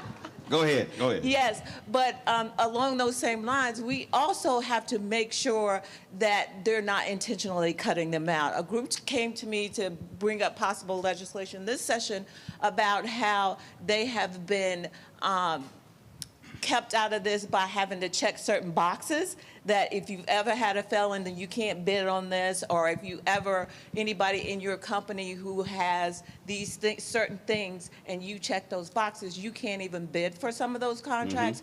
So we have to stop some of the roadblocks that are put in before small businesses, especially black-owned businesses, to make sure that if they can bid on these things, that they're going to be qualified. As a small business owner, we also have to help processes where I have a macro business, but I have to jump through the same hoops that some of these larger businesses have, and that deters people from wanting to go into small business. And as we know, small businesses are the backbone of our community. They're the ones who provide the services to us every single day. Yes, so I think that especially with the tariffs that are happening at the federal level, we need to really sow into the small businesses across our communities. And, that's women-owned businesses, that's black-owned businesses, that's minority-owned businesses, because those are going to be the businesses that keep our community safe, keep us fed, keep us healthy. And so I think that if we're able to connect them to SWAM at the state level, help them navigate these procurement processes at the state level that are convoluted and have typically been built to kind of exclude people, then we will be successful in doing that. And so it's working with the small businesses in our communities to help them through that process, to connect them to resources and help them thrive, and then help our community thrive too. But the key, I'm being very specific, not small business, black-owned businesses. Because what we've seen many of them get frozen out, left out, and the problem is they remain small. They have 1-2 employees. So the reality is we have to build scale. So that has to be an intentional effort by the state to say we're going to do that to provide access to folks that have often been left out. If you're able to grow black-owned businesses, you can change many of these communities. But it has to be the ability to be able to access city contracts, county contracts, state contracts, because we're seeing how they're being cut out on the federal level. And capital. Yeah. They have to be able to access that capital. Well, capital, but also contracts. I mean, yes. So part of the deal, what happens when we talk about, whenever this issue comes up, we spend lots of time talking about access to capital. But the reality is, if I have access to contracts, then I'll get capital. And I think the one thing that we have that Deborah and I both have, when folk come in, and they're lobbying us for votes, my one power is a vote. That if it's coming before me on labor and commerce, which I serve on, if it's coming for city, counties, and towns, all right, hey, why isn't there anyone in this room that looks like me, right? As our legislature in Virginia, as it blackens and browns, right? Why don't we see black and brown lobbyists? Why, you can ask, and I've done that. I don't care whether it's those are jobs, those employees, those folks have families. There's a whole downflow. And you can ask them, hey, you want my vote? Are you hiring any minority businesses? Those are questions that I ask in my office. Are you? And if you're not, what do we need to do? Even with the unions, if all the union reps. I've been saying to unions for a long time. Yeah. Don't come begging for black legislative votes, and then you're not hiring black folks, especially the trades. Yeah. And even putting them in the apprentice programs. You look at those programs, you don't see many brown people. Yeah, but I ain't talking about apprentice. I'm talking about people who are not apprentice, who actually already have the skill set. Yeah. I've been on that for like 20 years, and the trades folks get mad at me all they want to, but I don't give a damn. I don't give a damn, because those are high-paying jobs that we often are frozen out of, and that's a problem when again they want black votes for something to get passed, but where are those jobs? Yeah, and so when I go through their shops, I'm like, hold on, why don't I see any African Americans in there? Why don't I see anyone that looks like us in there? And I think that's up to us as legislators to really sound that alarm, sound that trumpet, and put that expectation out there that we want representation. We want to see individuals that look like us and that are being supported by us. And so that's key for me. Your individual districts, give me a sense of the black makeup of your district. My district is Chesterfield County. I only have one jurisdiction. It's predominantly white. I am the first black person, black Democrat to ever represent just Chesterfield statewide. My district covers the eastern part of Chesterfield, all of Hopewell City, and then the northern part of Prince George. And the black vote makes up about 35% of my district. I represent parts of Richmond and parts of Chesterfield County, 47% African American, and I'm the first African American to represent this area in the states. In the state. So. Last question for each one of you. I've asked you earlier, give me your next priority if you are able to serve in the House of Delegates. I already told you about affordable housing. My next one is early childhood education, and that includes like childcare, affordable, accessible, quality childcare, as well as 0 to 5, because I used to be the chief deputy for the Department of Corrections, and what I realize is if we don't catch them on the front end, we're going to pay for them in corrections on the back end. Absolutely, it's going to be more costly. More costly. Yeah, so I think that one of the main things that I am really going to want to tackle when I am elected is modernizing the state funding formula for schools. This looks at 0 to 5 funding. This looks at major maintenance that our schools need, especially in our rural areas. And it hasn't been updated in decades. And so it's not going to be something that can happen in the first year, but it's something that we can finally start to right as we move through the next few years, and will benefit entire communities and families. For me, it's economic mobility. It's not just making $15 or $18 or $19 an hour. How can they move up from there? And so I work on, and I'm reporting to the Workforce Committee within Labor and Commerce, and that's key for me. How can we just not get a good job, but how can we continue to grow on those jobs and ensure? Next piece is ensuring that, they tell black kids that, hey, college isn't for everybody, but they're not telling that to kids at collegiate and places like that. I want to ensure that Virginia students can get into Virginia colleges and not spend the farm to do it. My son is in his first year, College of Law at FAMU, and $33,000 out-of-state tuition. He got in-state tuition because he trained for the pros and all that stuff down in Miami, $13,000 a year for law school. How can we do that here in Virginia? How can we ensure that every Virginian that wants to go to school in Virginia, it is a bad economic decision to leave this state? And so that's something I want to look at. How do we control the costs? How do we ensure that our young students can do that and ensure that our young boys and young girls are going to schools? All of my kids have HBCU degrees, including their dad. And that's important to me, and that means something to me. And so how do we get more of our kids here where they're going to be cared for, where they're more than just a number, but they care and get the compassion that they need? All right, folks, I'm an HBCU grad as well, North Carolina Central University. You're supposed to throw it in earlier. See, you late. You late. Put your hands together for Deborah Gardner, Lindsay Dowdy, Mike Jones. When we come back, we're going to hear from some of the students what's on their mind, what issues they want to see addressed by elected officials in Richmond. That's next, right here, Roland Martin Unfiltered on the Black Star Network, live at Virginia State University.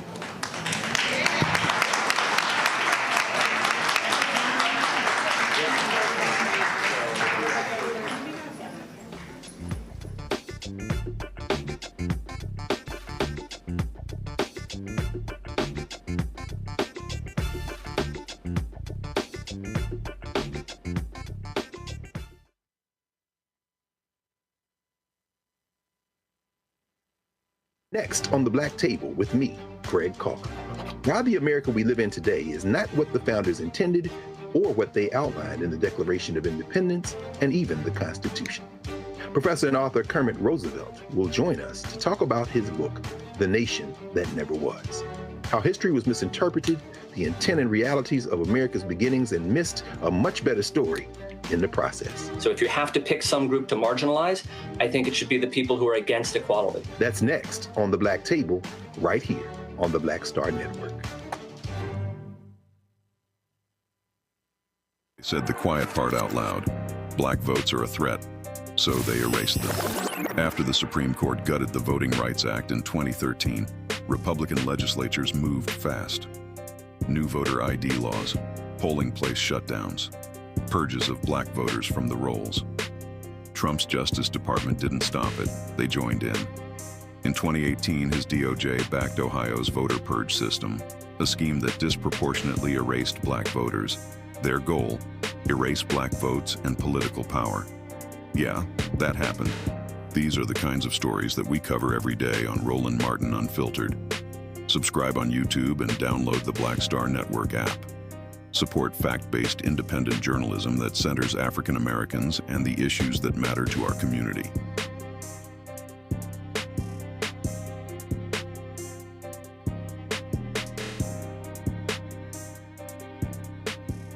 This week on The Other Side of Change. Book bans, anti-intellectualism, and Trump's continued war on wisdom. This is a coordinated backlash to progress. At the end of the day, conservatives realized that they couldn't win a debate on facts. They started using our language against us, right? You remember when we were all woke and the woke movement and all that kind of stuff?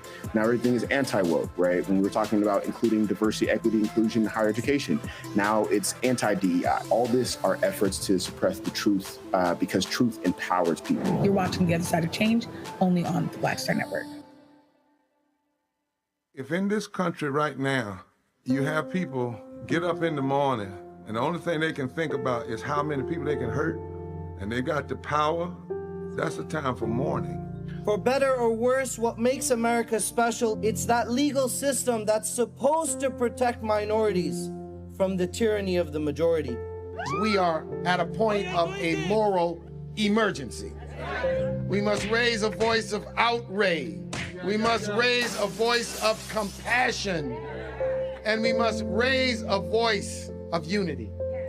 We are not in a crisis of party versus party. We are in a crisis of civilization, a human rights crisis, and a crisis of democracy itself. And guess what? You've been chosen to make sure that those that would destroy, those that would hate, don't have the final say, and they don't ultimately win. Hatred on the streets, a horrific scene, a white nationalist rally that descended into deadly violence. White people are losing their damn minds. As an angry pro-Trump mob storms the U.S. Capitol, we've seen shooting. We're about to see the rise of what I call white minority resistance. We have seen white folks in this country who simply cannot tolerate black folks voting. I think what we're seeing is the inevitable result of violent denial. This is part of American history. Every time that people of color have made progress, whether real or symbolic, there has been what Carol Anderson at Emory University calls white rage as a backlash. This is the rise of the Proud Boys and the Boogaloo Boys. America, there's going to be more of this. Here's all the Proud Boys, guys. This country is getting increasingly racist in its behaviors and its attitudes because of the fear of white people. The fear that they're taking our jobs, they're taking our resources, they're taking our women. This is white fear.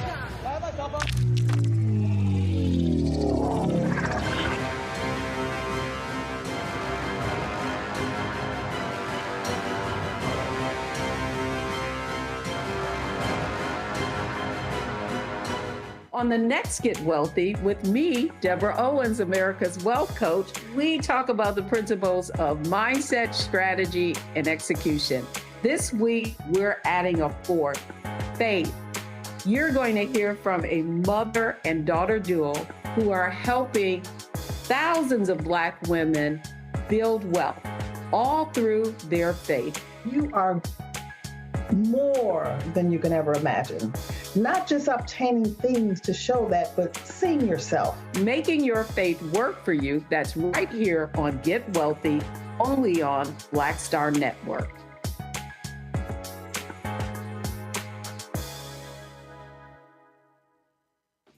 Hey, what's up, everybody? It's Godfrey, the funniest dude on the planet.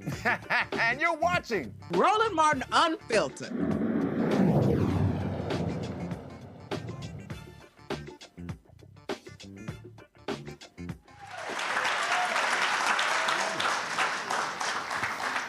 All right, folks, welcome back to Virginia State University. We've been, of course, broadcasting here, focusing on Our Vote, Our Voices. And so now let's hear from some students. Black Star Network correspondent Brittany Noble will take it away. Well, hello, everyone. And with me right now, I have members of the Student Government Association. They call themselves the heart of the school right here. You guys had some big events today, registering voters. Jaden, I want you to tell me a little bit more about what happened today. First and foremost, glad to be here today. Today, basically, we had students come out in a fun way just to learn how to register to vote, especially if they don't live in this area at all. So they all came out just to learn how to register, how to put in their ballots and whatnot.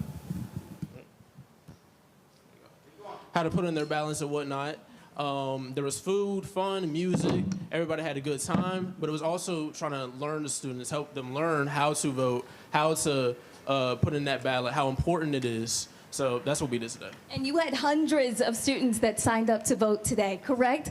And tell me, what are some of the things that are on the minds of students here at the university? What are people talking about, Sanaya? Well, I know from the students' minds, they want better housing, they want parking decals that are not very expensive, and they want to be able to feel like their voices are being heard while on campus and not saying, okay, we're going to do it, and nothing happens. Isaiah, I know that you work with students here firsthand. Tell me, why is it important for students to get involved? Okay, so when it comes to the reason why students should be getting involved is because we are the base at the end of the day. We had people that came before us, we had people that fought, we see the progress that they had, but if we don't keep it going, there won't be any more progress. progress doesn't mean that we're able to keep it. As we see within this new administration that we have, there have been a lot of things that have been stripped away from us. So in order to keep that from continue to happening and more things going away, we have to be the people that vote and keep those things intact. You know, right now we have people watching all over the country. What is it that you want to tell them, especially young people, inspiring them to get involved? Go out and vote. And especially with those elected officials, hold them accountable, because they always have their promises and stuff, but sometimes they don't go along with their promises. So continue to hold them accountable, tell your peers to vote. Always watch the news. I know it seems a little bit boring, but watch the news. See what's going on around in your area, and you can make a difference eventually. Hey, man, hey, my show is not boring. You say watch the news. Oh, other people. Okay, yeah, you better, damn it, you better specify who you talking about. Talking about it could be a little boring. All right, go ahead with them questions. Go ahead. Tell me what's next when Roland Martin leaves here. What are you guys going to do? How do you keep the momentum going? After this, we got to continue to mobilize. I feel like somebody like Roland Martin coming to our university, it shows just how important we are. Because some people can feel like we get lost in the sauce, especially considering that I don't want to say we're a lower HBCU, because obviously we're the best HBCU in the land. But when it comes to the Howards, the NCATs, things like that, people always feel like those students are the people that hold the power. But when Roland Martin decides I'm going to come to Virginia State University in Petersburg, Virginia, that's when we realize that we hold power. And so I hope that we take that momentum and continue to fight for our people. That's because I own it. I can do what I want. Amen. All right, so appreciate it. We got the next group of questions. Students, y'all come on, get up. Hey, I'm gonna call on y'all. Come on, come on. It's your turn. Get on up. I want you to stand right You in that car with that big old, on that blue orange sweater. Get on up. And tell us your name. Tell me what's on your heart. Zen Cambridge. I'm the senator for the Honors College. This election is just really crucial and important in Virginia. It's a stepping stone to what is going on in the federal government. And it's really the blockade. All the issues that we talk about, from cost to schooling to the cost to just live. It is very important that we vote in this election and that we really understand the issues and the policies that are taking place not only in Richmond, but in Washington as well. Your name? I'm Chance Beverly. I'm a sophomore in political science here at Virginia State and also serve as Mr. Taps for the Association of Political Science. And I think my biggest issue, especially with the administration right now, is I feel like we're losing truth in this nation. We're constantly being pumped with misinformation and disinformation, and I think we're losing our sort of objective reality. And I think we need to get back to just defining truth in this nation. So. Tell me your name. Antoine Sullivan, a double major, political science, mass communications. I am a sophomore as well. I think what's on my heart is to what Zen said, ensuring that we are getting the funding that we need, not just for now, but also after, because a lot of times we talk about funding for schools while we're here, but when we leave here, we need jobs, we need good jobs, we want good paying jobs, we want to set up lives for our families as well. And so I think ensuring that we don't just focus on the money now, but also after as well. You have anything to say to encourage the people at home right now? Your voice. Your voice is your vote. And take that with pride, because every single day, as we see this week, they are trying to strip it away. And we must truly focus on it. Whether the news is boring or not, or is as entertaining as Mr. Martin, we must focus on it. Smart man. So let's continue to practice the right to vote. Three of y'all students? Yeah, I need some females. Get up. Come on. That's right. Y'all tell me y'all shy. We ain't doing that. Y'all come on out. Step on out. Y'all step on out. Come on. Ladies. Tell me your name. Kamaya Norfleet, junior political science major with a minor in history. And then what did you take away from the panels today? Honestly, from all the different panels, I already knew it, but it really just showed how important it is to vote, especially as a student and as a Democrat myself, because you see how pivotal it is to see what happens when you don't vote. And aren't you guys all a part of another organization as well? Tell me a little bit about that organization. Yes, we are. We are part of TAPS, which is the Political Science Association here at Virginia State University. We are able to connect students exactly where they are and meet them where they are to understand the importance of voting, not just for now, but for future generations as well. Are you having a hard time getting people involved here on campus? Honestly, it's a little hard, especially with my generation, because they believe that elections are rigged. So it's just convincing the students here that your vote matters. It's not just your vote, it's your voice, how you express yourself to other people with just talking up about politics. You don't have to be Republican and Democrat. It's just about morals, honestly, at the end of the day. There were hundreds of people that signed up to vote today, students. But for those people that did sign up, so many other people did not? Yeah, what do you think is going through their minds? Honestly, like Chance said, it's a lot of misinformation out here about not only voting, but voter registration. I heard the craziest thing from a student. He said that if he registered to vote, that he would be put on the draft list. And I was just like, well, that's not really how that works. But with the current climate, everybody's willing to believe whatever that discourages them from making a change, it seems like. So that's like our biggest challenge right now with trying to get people out there to vote, especially as college students ourselves. So I know you're on campus and you spend a lot of time here, but what else are people talking about at home and in your communities? They're definitely talking about the lack of funding here on Virginia State University's campus and how we need more funding to better support them. It's not just that, it's also financial aid. You have students who aren't getting the proper Pell Grants to even attend college. You have students who are getting their Medicaid stripped away as we speak. And it's just, it discourages a lot of students, especially like me, because I rely heavily on financial aid. So seeing what Donald Trump is doing in his administration, trying to strip that away, it's a little bit discouraging, but to me personally, it pushes me to try harder to encourage other students like me as well. But are you explaining to them that the folk who are in office are the ones who are deciding what gets cut and what gets funded? That's a good question. No, I'm asking you. When you're having these conversations with other students, earlier I said we have to connect the dots. And so those with knowledge have to do that. And so I think part of this thing is you have to connect the dots for those folks who don't understand it to say, hey, if you're concerned about funding for Virginia State, the House of Delegates votes on funding for Virginia State. So you have to have the person who wants. The people in Congress, they're the ones who are cutting Pell Grants. So that's what I'm saying. So when you are talking to these students, how are you helping them to understand the intricacies of policy? How are you doing that? What are those conversations like? Give me an example.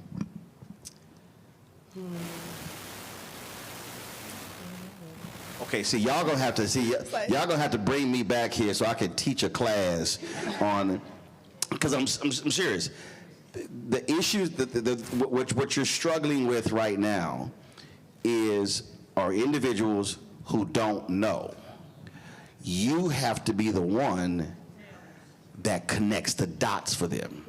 You have to literally walk a person through and say, and this is what I tell everybody, and this is just for you or any of you students or anyone else out here. You have to ask a person, what's the one thing you care about? No party, so what's the one thing you care about? So they say, I care about education. Okay, what? College, high school, elementary, what do you care about? And then when they say that, then that's when you're able to now say, let me connect you the dots. So if you say you care about Pell Grants, that's not coming from the legislature. That's federal government. If you care about financial aid, that's coming from, you have to walk them through so they can understand, because the reality is they don't know. And so that's just what you have to do. So if you are the one who's informed, you have to then inform them, because you can't expect them to actually know. Go ahead. I think a lot of the huge issue with this campus, not this campus, but with students in general, is that it's hard to get students involved and to care more about politics. Because when you speak to people like our generation and you say, oh, how do you care about this issue? And it's like, oh, politics don't concern me. So it's just about how do you convince people. Stop right there. So when they say politics doesn't concern me, what's your response? Well, it concerns our everyday life. It's the water you drink, or the rent you pay, or the cities you walk through. It's everyday life. So if you say politics doesn't concern you, it really does. Right. So when the person says politics doesn't concern me, that's when you come back, you say, okay, give me the two things you care about. And then when they say, oh man, I'm about to get dropped for my parents' health care, you go, really? you do know politicians voted on that. You do know. See, that's what I'm saying. So when a person says that, they really don't actually fully understand the role that politics plays in every aspect of their life. So what we have to do is we actually have to take politics out of the conversation, make it an issue-oriented thing to get them to then go issue first, then politics, not politics first. Cool? Yes. All right. Any other students want to share their concerns while we're live? They're back there. All right, y'all step up. Y'all come on, step up. Take it away, Brittany. Got the first family up here. How you doing? I'm doing very well. Tell me your name and what do you want to say? My name is Bryson Ruff, a senior computer science major from Chesapeake, Virginia. Just happy to be here today. And my biggest concern is how do we get people around our age ranges to show the importance of what we're doing and how it matters to the world? What else? What were you thinking? I was thinking, how can we keep students engaged on campus about voting after election? Well, you guys had an event today. Do you guys plan to have another event? Tell me your name. Yes, ma'am. I'm Ernest Merriweather III, junior mass communication major, and we do plan on having more events like this. The members of the Beta Gamma chapter of Alpha Alpha Fraternity Incorporated take voting very serious. That is all right. Yeah. When you're having conversations with folks on campus, what are they saying? I am Dante Clark. I am a senior computer engineering major. And when we're having conversations with people like on campus, they're saying a lot how they're just unaware, kind of like how he was saying about they don't really know the true meaning of what they're voting for. So that's where we come in with our voter registration programs, and we try and break it down to the smallest point so they can understand the little things. So when you do that, how do you do it? Give me an example. It goes back to basically people on our campus, they think the presidential election is what matters the most, and we have to explain to them how local elections really are the most important. Right, so you have state elections coming up. You got somebody who's concerned. How are you explaining to them that, hey, this is why you need to vote in this race? How I do it personally, you've seen what's been happening over the last few years and what's happening in our government. You don't want that to continue. You need to get involved. You need to show up and represent so we can better ourselves and better our world. Nope. Here's how you do it. You see that old building? Whoever wins determines how much state funding we get. You want new dormitories? Students gonna say, yeah. You want better technology on campus? Yes. Do you want better food services on campus? Yes. You take all the things that say they want and say, you do know that every single thing that you say that you want is determined by state funding. State funding is determined by who's in power. So if you want these things for Virginia State, if you want a better 4 years here, then you should be voting because that's who's going to fund the very things that you say you need to improve. The late Joe Madison, God rest his soul, always used to say, you gotta put it where the ghost can get it. So if you talk to people up here, they have no idea. So you have to take that very simple thing and say, that's why I keep asking, what's the one thing you care about? And then say, you do know that that person is the one who votes on that. Oh, damn, I didn't know that. That person, so House of Delegates, the Senate. So if you want these things for your campus, this is why you have to vote. And then you have to say, do you know that the sister who ran 2 years ago, she lost by 53 votes? And then you can say, so if 55 students, if it happens again, if 55 more students like yourself or you and 54 others vote, she would have won. That's how you make it plain. Go ahead. Basically, because I'm from Virginia, born and raised, New Jersey and California. It's all the same. How do you appeal to those people that are not from our state but still care about our area? First question is, you have to ask them, are you registered? They say yes. Where are you registered? Because they're a student here, they can register here. And they can't vote in both places, they can actually be registered here. So that's the first thing. And then when that then happens, you still take the exact same issues and still apply it to them. So if a student says, hey, I'm concerned about loss of financial aid and Pell Grant, you say, you know that's members of Congress. So if you didn't vote in the last election, then you can't complain about who got stuff cut because you didn't vote. So there's a midterm elections next year, 2026. So if you care about Pell Grants being cut, You should be voting for folks who want to expand Pell Grants. That's members of Congress. That's how you have to make the connection with somebody. You have to tie the issue to the political office. Cool? All right. Brittany, that's your questions. You got it? Folks, that is it for us. Let me give it up for all of our students. So Tuesday, we're going to be in Fredericksburg broadcasting as well, and then we're in Virginia Beach on November 3rd, the day before the election. And for the folks who watch this show, if you're new to watching the show, y'all know we try to make this thing as simple and plain as possible so folks can understand what these issues are. Because here's the reality. The folk who vote are the ones who are benefiting. And part of the problem here is when you check out of a political process, you're letting somebody else control your future. You're letting somebody else control your destiny. That's what's going on. Right now, it's a whole lot of MAGA farmers who are crying their eyes out because USAID got cut, that $35 billion program, because of tariffs. And I'm like, but that's what you voted for. And then they say, well, I didn't vote for that. Yes, you did, because it all came together. So they're out here crying. You got other people who are sitting here complaining about different things that are being cut. And what I need our folks to understand, and I'm going to say this until I am red, blue, yellow in the face. Folks, we have to be maximizing our capacity. Let me say it again. We are leaving our power unused. If these lights were not plugged in, guess what? It would be dark in here. You got to plug it into a power source to get light. Our power source is our actual vote. And so if we use it, if we maximize it, if we organize and mobilize it, so what does that mean? That means that every single person who's in this room should say, when I leave here, I'm going to go back to Kimberly losing by 53 votes. If every person who was in this room tonight said, my mission leaving here is I am going to talk to 5 people. That means that you've had more than 100 people here. That means that the people in this room can literally go talk to 500 people. That's all I ask y'all to do, is talk to 5 people. So between now and November 4th, go talk to 5 people. That means that you literally could determine who wins and who loses if just each person said, I'm going to talk to 5 people. And so that's how we have to be thinking. We keep talking broad, we keep talking macro. I keep saying we have to be talking micro. We have to be talking on a lower level.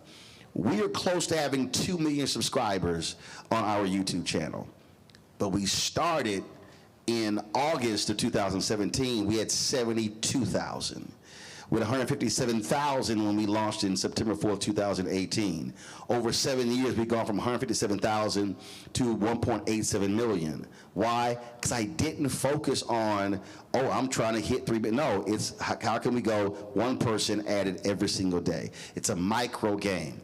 And so we have to be the ones. So if we're watching the news and we're learning and we know what's going on, we got to share the information. We got to talk to people, share it with them, because people literally do not know.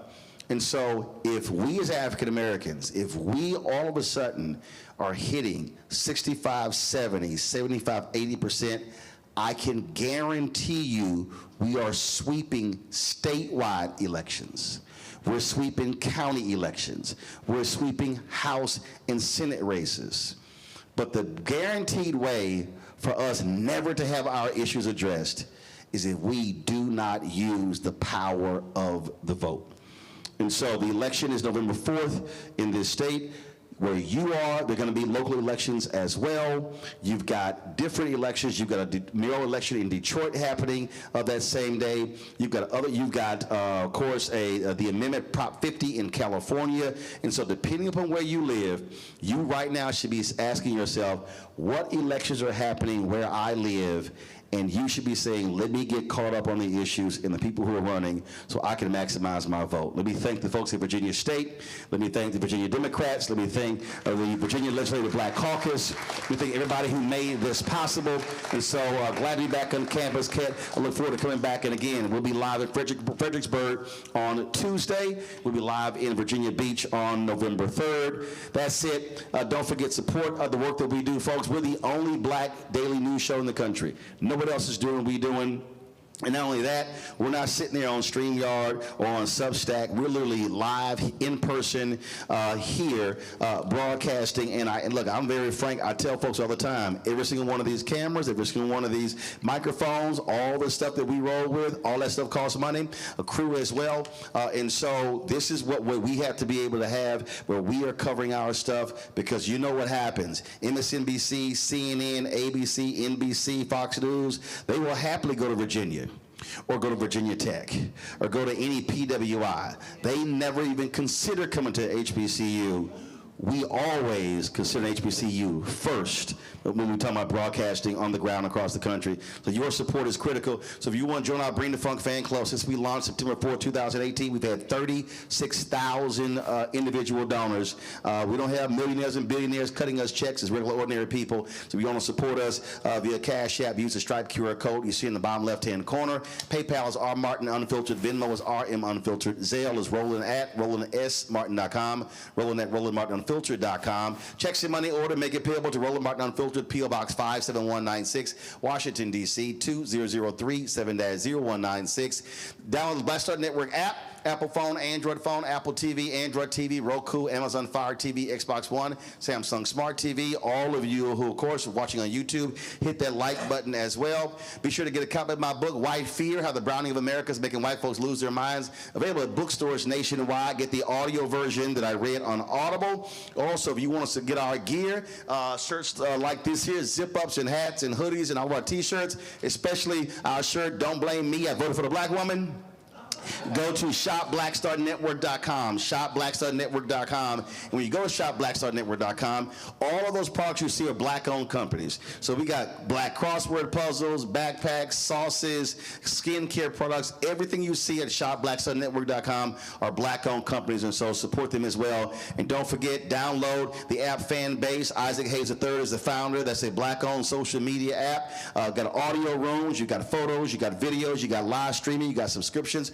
All that stuff. Download the app Fan Base if you want to invest. They've already raised $13.4 million. The goal is to raise $17 million, the Series A fundraise. To get more information at startengine.com/fanbase. Folks, that's it. I'll see y'all tomorrow right here, Roland Martin Unfiltered on the Black Star Network.